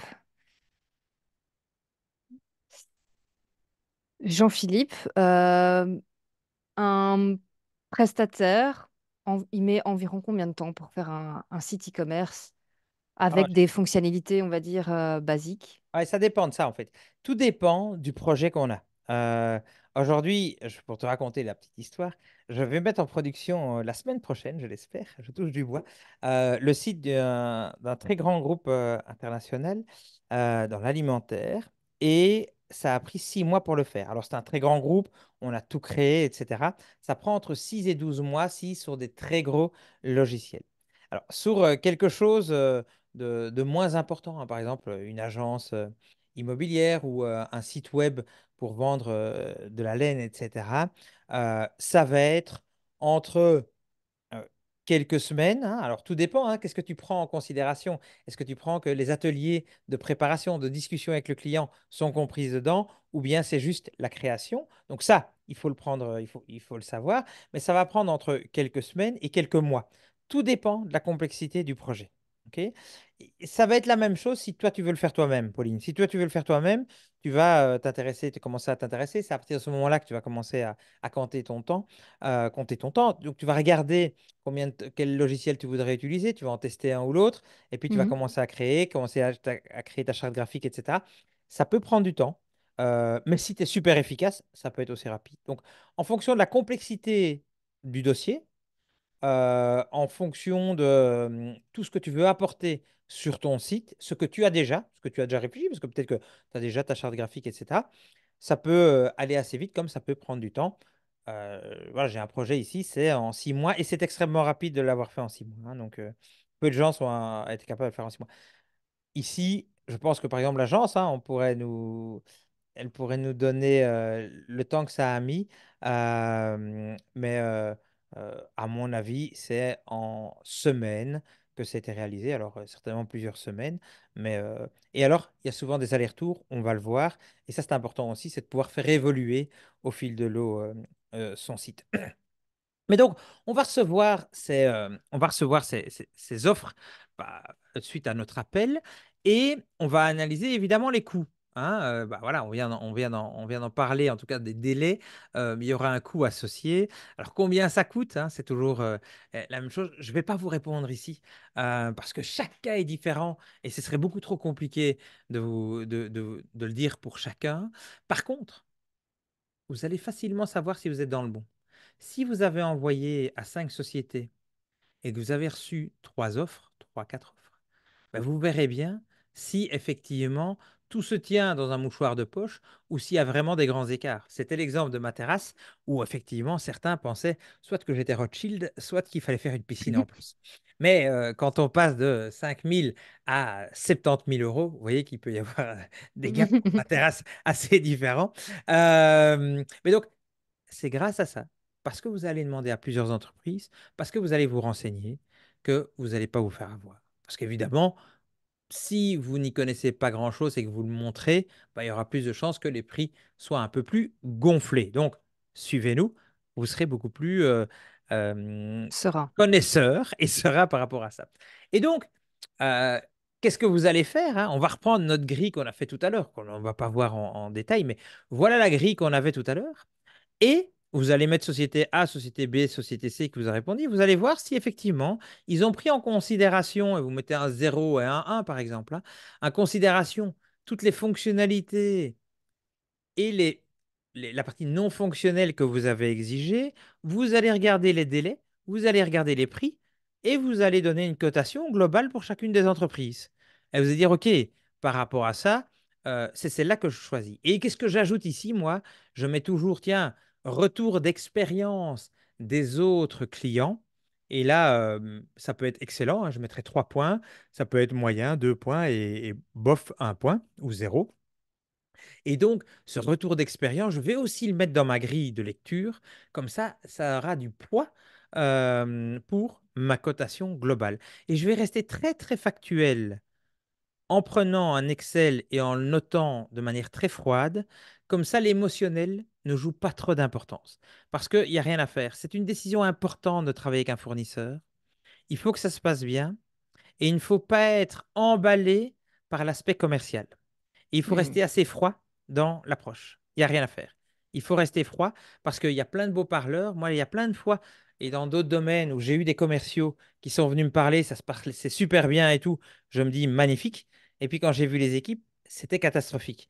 Mais comme j'étais emballé, j'ai pas trop fait attention à tous les éléments non fonctionnels, mais même fonctionnels, j'ai été un peu vite et je m'en suis mordu les doigts après.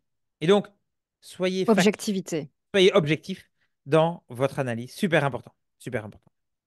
Évidemment, ce tableau, vous y mettez les choses qui correspondent à vos besoins et pas À vos besoins. forcément toute la liste.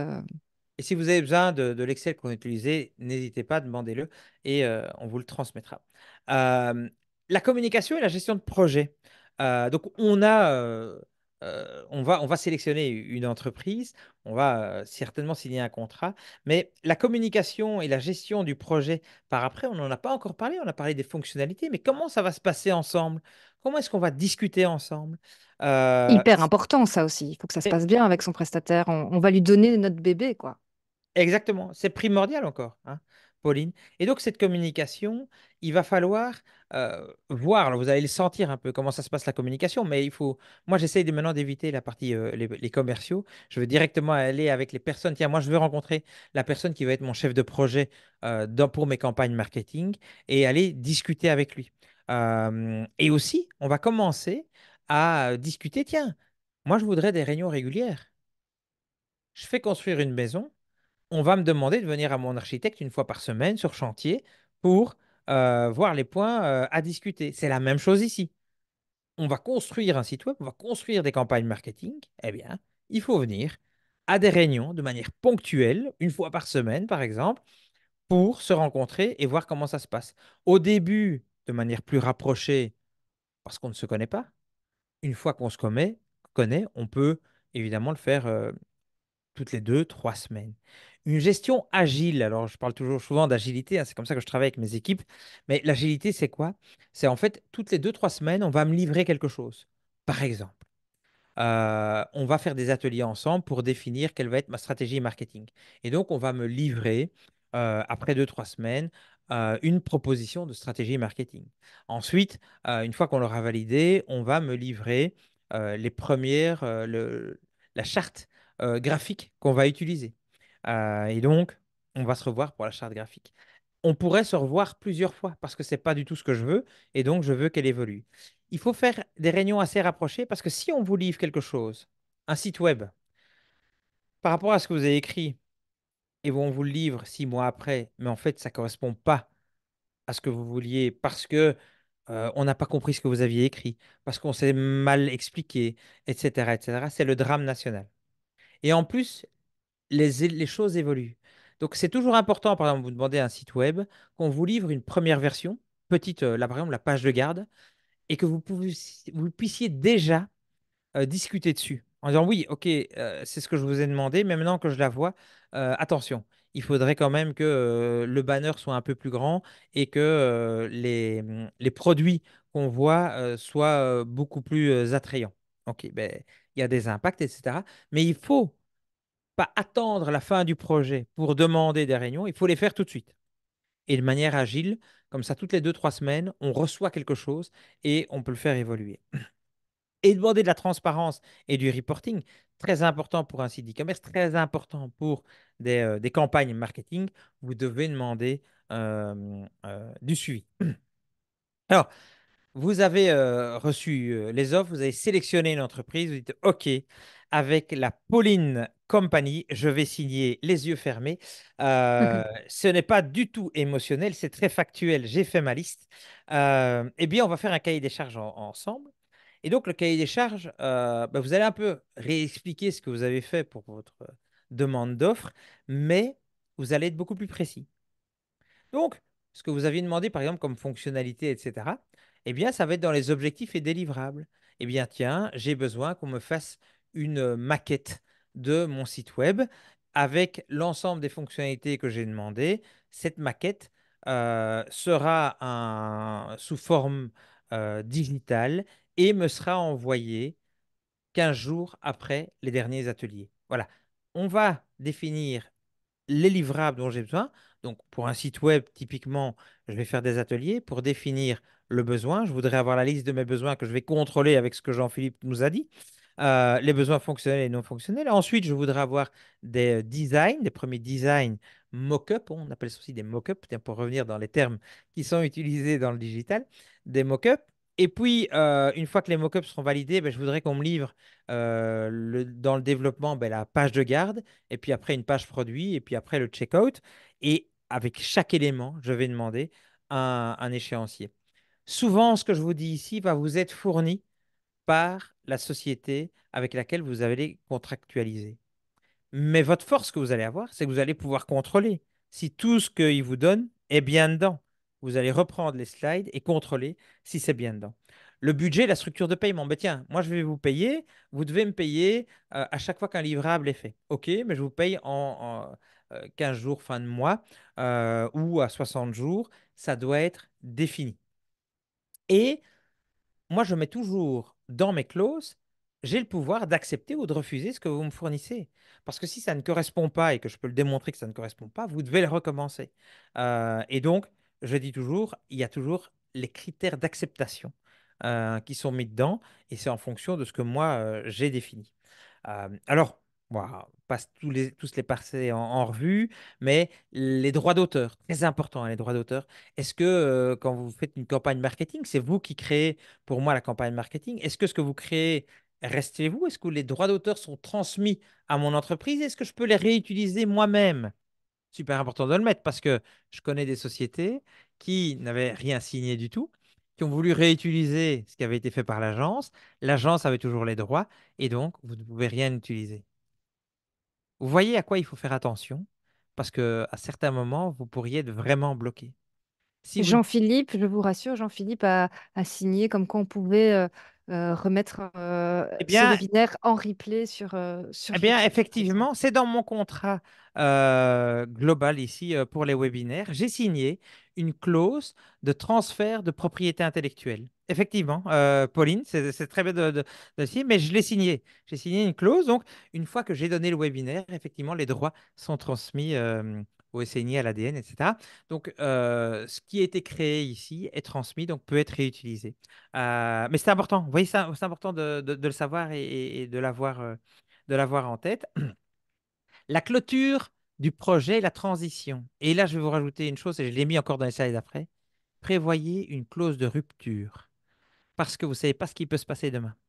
Et si vous n'avez pas de clause de rupture, vous pourriez être entraîné pendant 3 ans, 5 ans, avec une entreprise avec qui vous ne vous entendez plus du tout.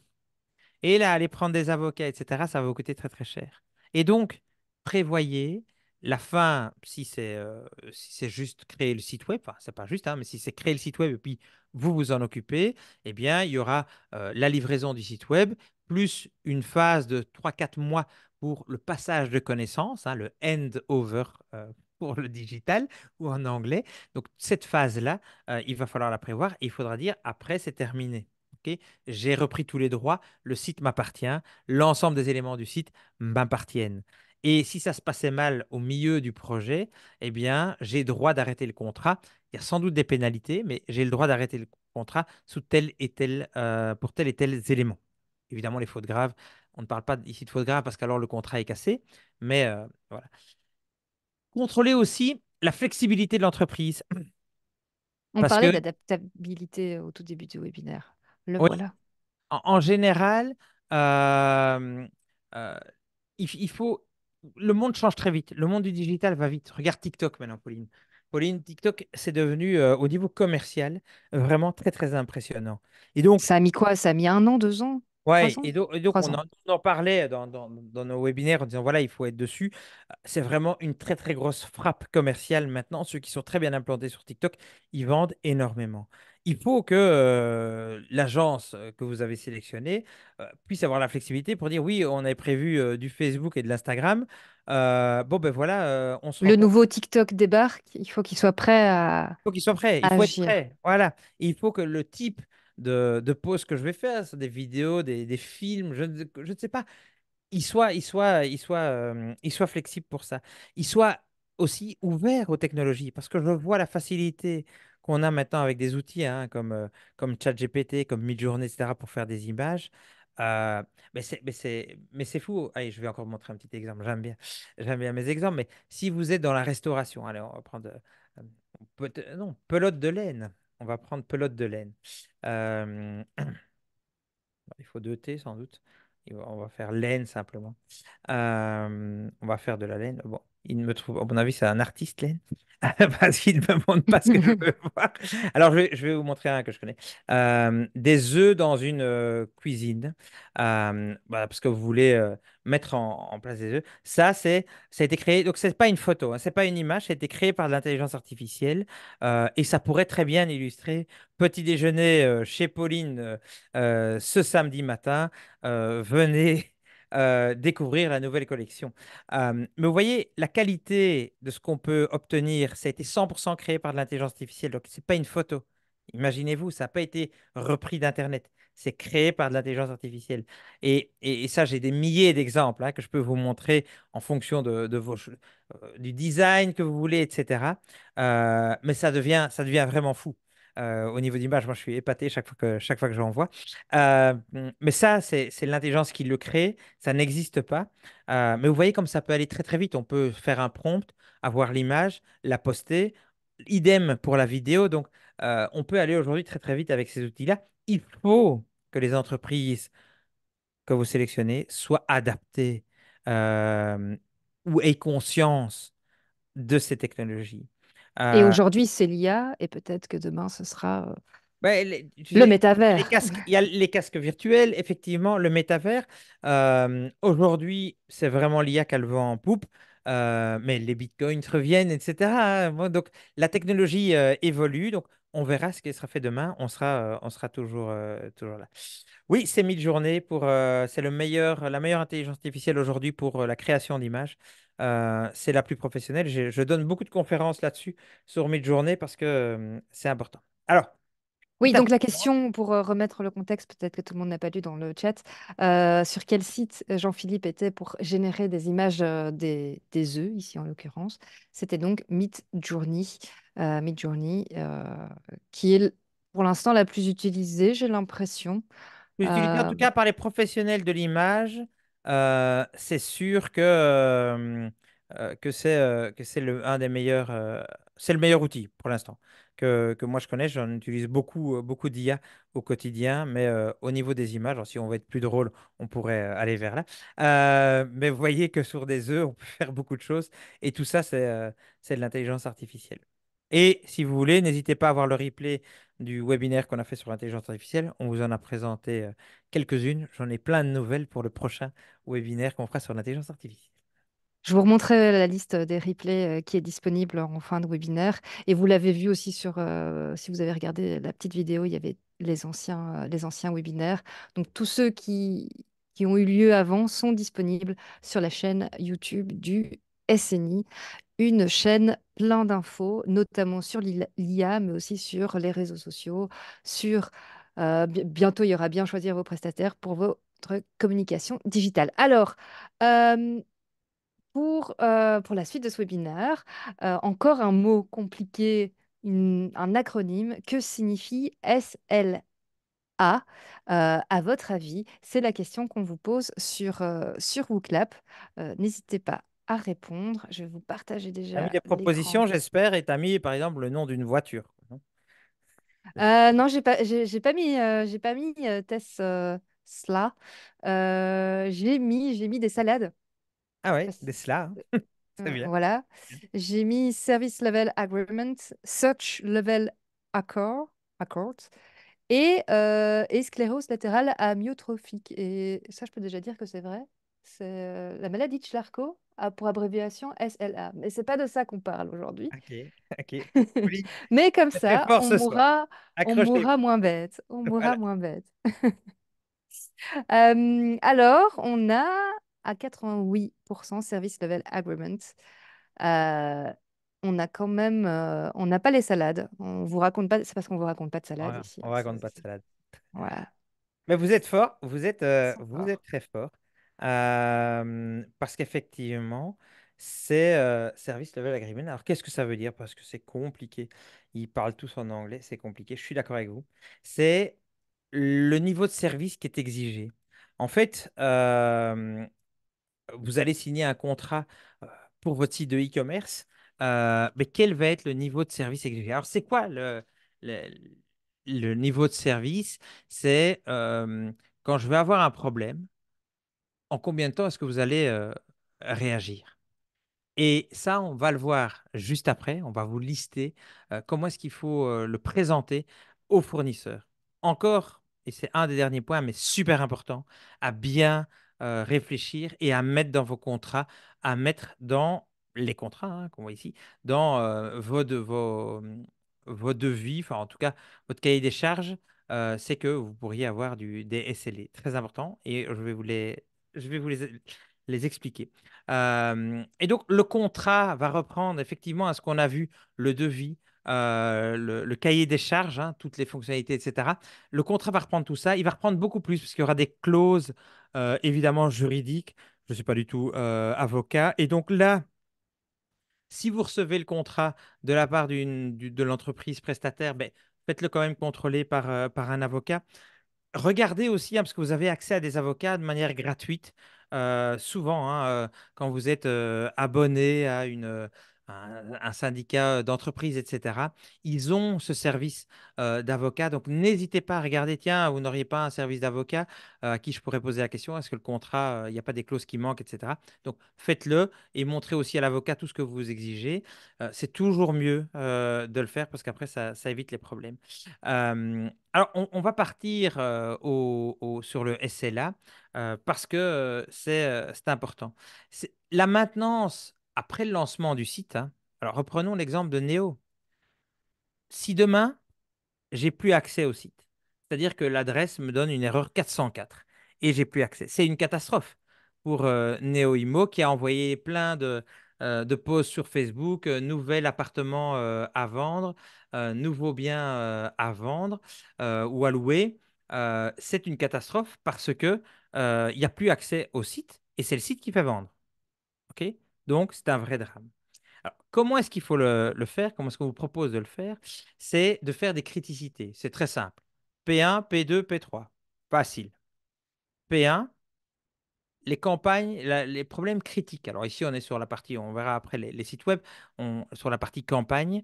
Euh, Par exemple, je fais des campagnes payantes et il y a un dysfonctionnement, c'est-à-dire que je dépasse mes budgets parce que je sais les regarder en temps réel. Ça dépasse complètement les budgets que j'avais prévus. P1, au lieu de 250 euros, je suis à 12 500 euros. Vous voyez le drame que ça peut procurer. P2, euh, j'ai des retards, donc on a décidé qu'on lançait une publication parce que je sais que mes clients, hein, toujours être centré sur le client, mes clients regardent plus mes annonces le matin vers 7 heures du matin et le soir vers 18 heures. Et je vois que chaque fois, vous envoyez mes publications du soir à 21 heures. Ben, c'est un problème parce qu'on n'atteint plus la cible qu'on voulait atteindre. Ou j'ai des problèmes de typographie, j'ai des problèmes d'orthographe dans ce que vous écrivez. C'est plus faible en priorité, mais ça doit être aussi réglé. Pour un site web, mon site web n'est plus accessible. Bah, c'est dramatique, hein. Ça, c'est inacceptable pour moi, hein. Un Euh, e-commerce qui ne vend plus, quoi. oui, c'est un e-commerce qui ne vend plus. J'ai un P2, c'est, bah, tiens, tous mes clients qui sont sur iPhone n'ont plus accès. Ceux Android, oui, mais pas ceux sur iPhone. Donc, il n'y a pas 100%, mais c'est quand même une grosse population. Donc, c'est dramatique aussi pour moi, hein, croyez-moi. Et vous, et votre stress, quand vous vendez, commence à bien monter. commence à bien monter. Et donc, qu'est-ce que je propose? C'est ce type de tableau. Un P1, je veux avoir une réponse dans l'heure. Vous devez me répondre quel est le problème. Et vous devez l'avoir résolu dans les 4 heures. Alors, 4 heures, ça peut paraître long, croyez-moi. Un P2, dans les 4 heures, je veux savoir ce qui se passe. Et vous avez un jour pour me solutionner le problème qu'il y avait sur les iPhones. OK? Donc, voilà comment est-ce que comment est-ce qu'on le présente. Très facile, efficace, mais prévoyez-le. Parce que quand ça va arriver, vous aurez quelque chose de légal pour dire, attends, voilà mon SLA, hein, mon SLA, mon accord de niveau de service, je veux que ça soit résolu. Un peu plus, il faut aussi que la communication soit faite. Parce que quand vous avez un P1 ou un P2, je veux que toutes les heures, vous me fassiez un statut. Voilà, on a appelé, on a un problème sur votre site web, il n'est plus disponible. Le problème, il est chez notre hébergeur. Notre hébergeur est OVH, nous avons appelé OVH, voilà la réponse d'OVH, etc. Je veux être tenu au courant, heure par heure, jusqu'à la résolution. C'est normal, c'est mon outil de travail.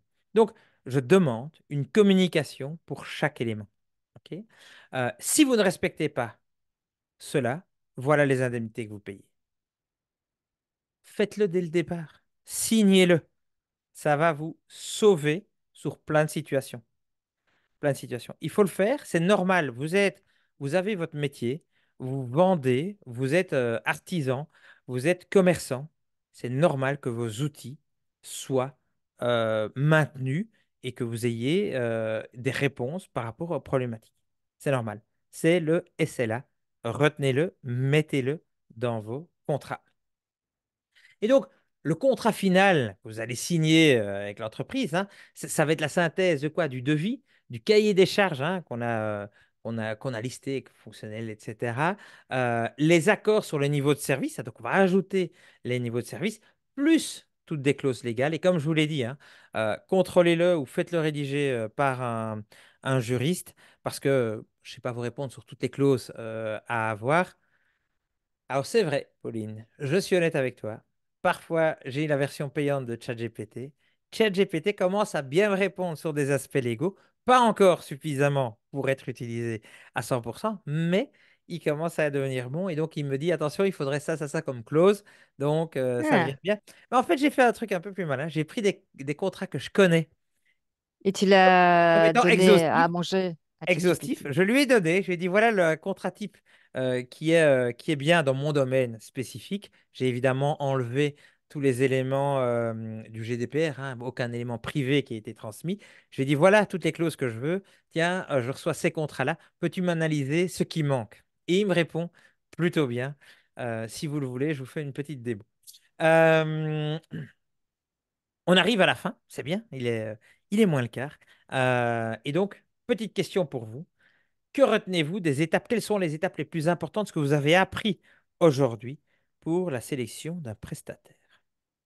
C'est un peu la question récapitulative. Euh, Pas facile, hein, parce que c'est finalement, résumez-nous 2 heures de webinaire, allez-y dans le WooClap, mettez-nous quelques mots-clés et de toute façon, on va refaire un récap juste après avec Jean-Philippe, hein, donc n'ayez pas peur. Oui, C'est le moment aussi, lâchez-vous. si vous avez, Mettez des mots, mettez des mots. si vous avez des questions, n'hésitez pas aussi. On est là pour ça également. Voilà. Que retenez-vous des étapes importantes? Les exigences. On n'a pas C'est nos parlé besoins, hein. en termes C'est nos besoins. d'exigences, mais c'est vrai que c'est des exigences. C'est nos Euh, besoins, nous. Oui, tout à fait. alors, je vais partager l'écran. Le parcours client, hyper important, et ça, on rappellera hein, dans les webinaires e-commerce, on va être user-centric.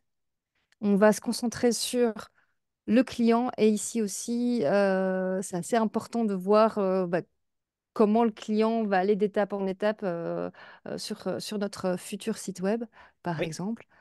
Charte graphique, bien choisir, garder le contrôle Ça aussi, je trouve que garder le contrôle, finalement, avec tous les astuces que tu nous as données, avec les SLA, avec le côté, ben voilà, on veut, par exemple, dans nos besoins, c'est une plateforme où on peut avoir accès pour mettre à jour nous-mêmes certains produits.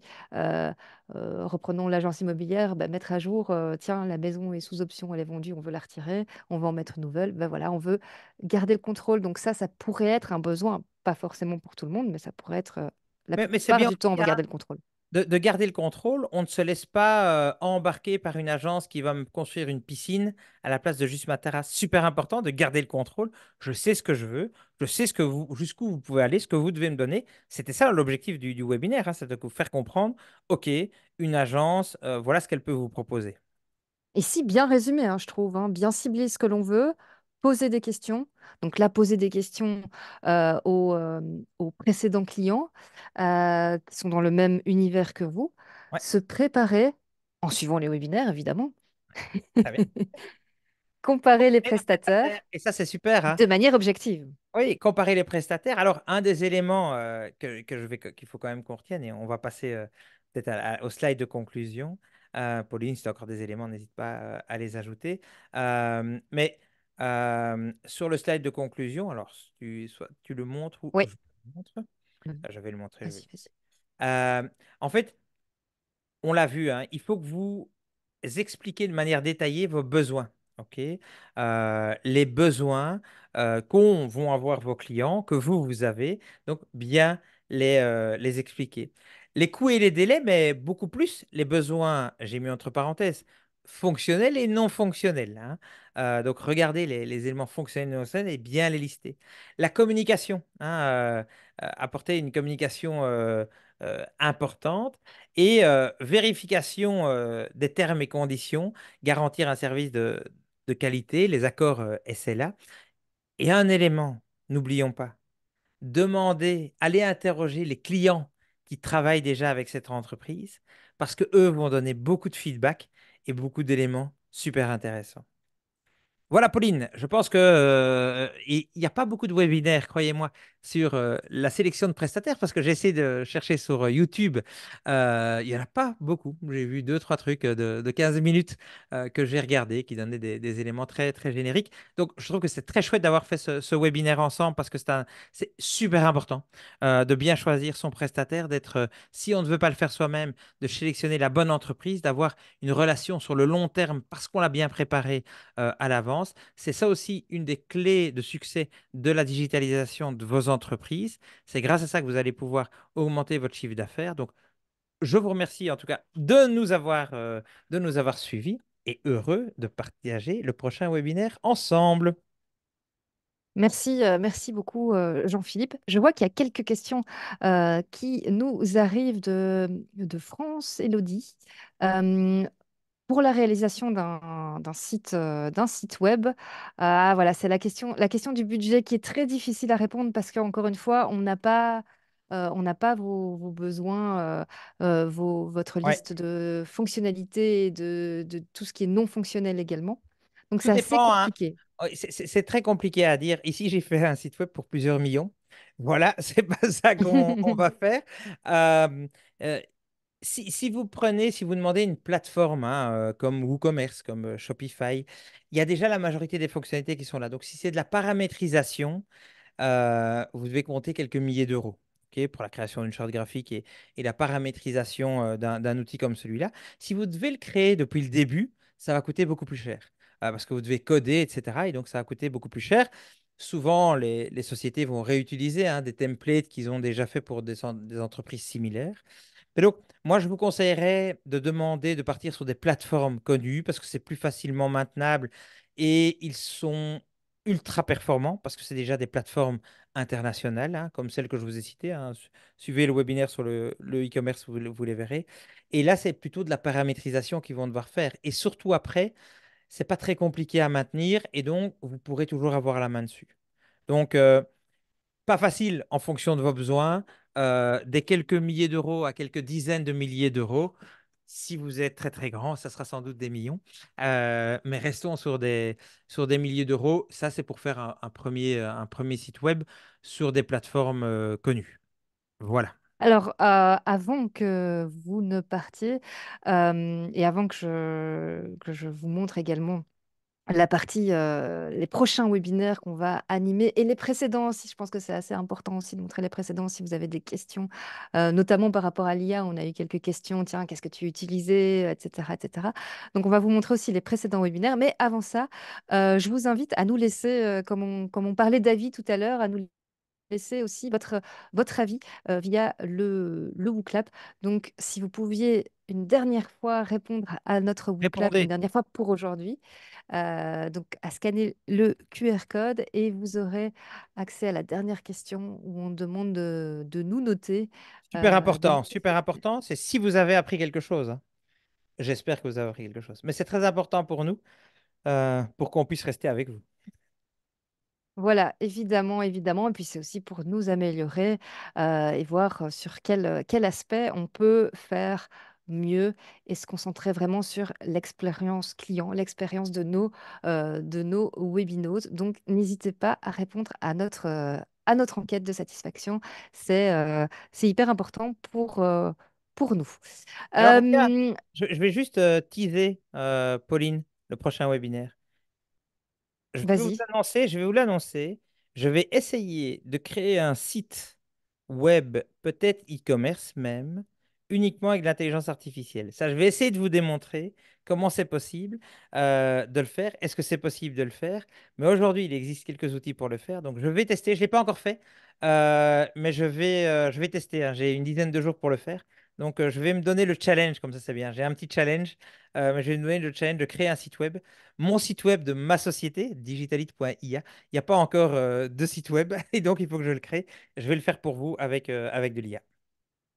On va essayer. Eh ben, génial, tu ne m'avais pas annoncé ce Ah fabuleux non, challenge. Je suis déjà toute excitée à l'idée de ce prochain webinaire qui aura lieu le 8 avril, 8 et 22 avril. Peut-être que tu feras pour le deuxième, pour le premier, on ne sait pas encore. On ne sait pas encore. je sais pas. Donc le 8 et 22 avril, l'e-commerce simplifié, créer votre boutique en ligne.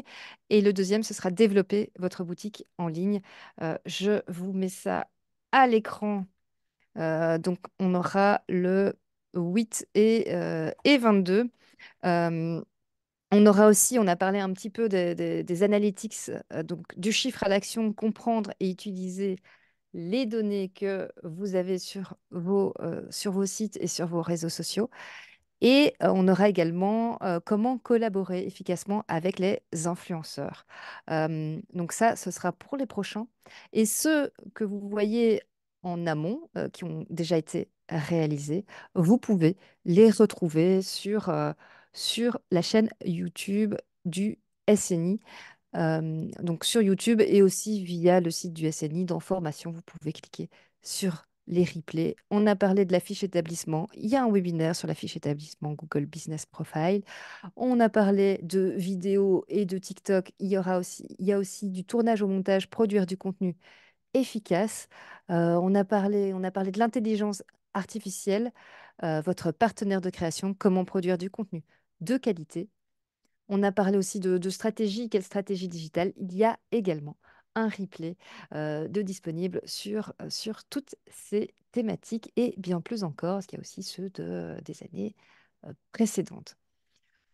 Il y a également le Il y a magazine aussi Digital les Commerce. Digital Days, hein, j'ai vu, il y a quelques personnes qui sont venues aux Digital Days, donc je leur fais un grand coucou. Mais aussi les Digital Days qui sont organisés. Et là, je fais des conférences spécialement sur l'IA. Il y en aura un prochain à Wavre, si je ne m'abuse. Et donc, je fais des conférences sur l'IA, mais aussi du coaching. Et donc, vous avez droit à une demi-heure où vous montrez votre site, vous montrez vos communications, etc. Et on discute pour voir comment l'améliorer. Je pense que c'est assez intéressant et c'est une chouette expérience à faire. Donc, c'est gratuit également. C'est du speed coaching avec plein de formateurs, dont Jean-Philippe. Oui. Et donc, les Digital Days, le lien est dans le chat. C'est Sandra qui nous l'a mis. Donc, Sandra qui travaille aussi à l'organisation de ces webinaires et qui vous a mis tous ces liens pendant ce webinaire et qui a répondu aussi à quelques questions dans l'onglet questions et réponses. Merci à Sandra de sa présence et de son travail aujourd'hui dans ce webinaire. Merci Jean-Philippe, ça a été, Ça a été très instructif aujourd'hui. Euh, Beaucoup de choses, beaucoup de choses. J'ai pu voir aussi dans le WooClub que finalement, c'était des pratiques de grandes boîtes, mais je pense que c'est important aussi de se l'appliquer aussi euh, pour des entrepreneurs, pour des PME, d'être professionnel et de savoir avec qui on travaille finalement et et de cadrer euh, la manière dont on Mais moi, travaille et on peut avec des l'appliquer partout, prestataires. hein. On peut l'appliquer partout, pas uniquement dans le digital. Et je l'applique moi, et je suis une toute petite entreprise. Je l'applique aussi pour d'autres éléments, dont la construction, etc. Je suis ultra précis, je fais les réunions, etc. Donc tout ce qu'on a expliqué ici, je mets des SLA et compagnie. Ça m'aide tous les jours, croyez-moi, tous les jours. Et donc, il faut suivez, soyez structurés. Ça va vous aider. Vous aurez moins de problèmes par la suite, c'est sûr. Voilà. Alors, merci Julie. Julie nous dit merci. France Elodie qui nous souhaite bonne soirée. Fabian également. Et encore merci. Donc, merci à vous tous d'être restés jusqu'à la fin de ce webinaire. On se retrouve le 8 avril pour un webinaire sur l'e-commerce. Jean-Philippe a son challenge en tête. On espéra vous y voir. Et venez en direct poser vos questions. On prend souvent les sites web, les sites e-commerce de personnes qui sont en ligne. Donc, n'hésitez pas à vous connecter. Et le replay est toujours disponible, mais c'est toujours mieux de vous avoir en live. À bientôt. Belle soirée! Belle soirée. Au revoir, au revoir. Au revoir, Emmanuel, Hortense, Fabien. Et merci.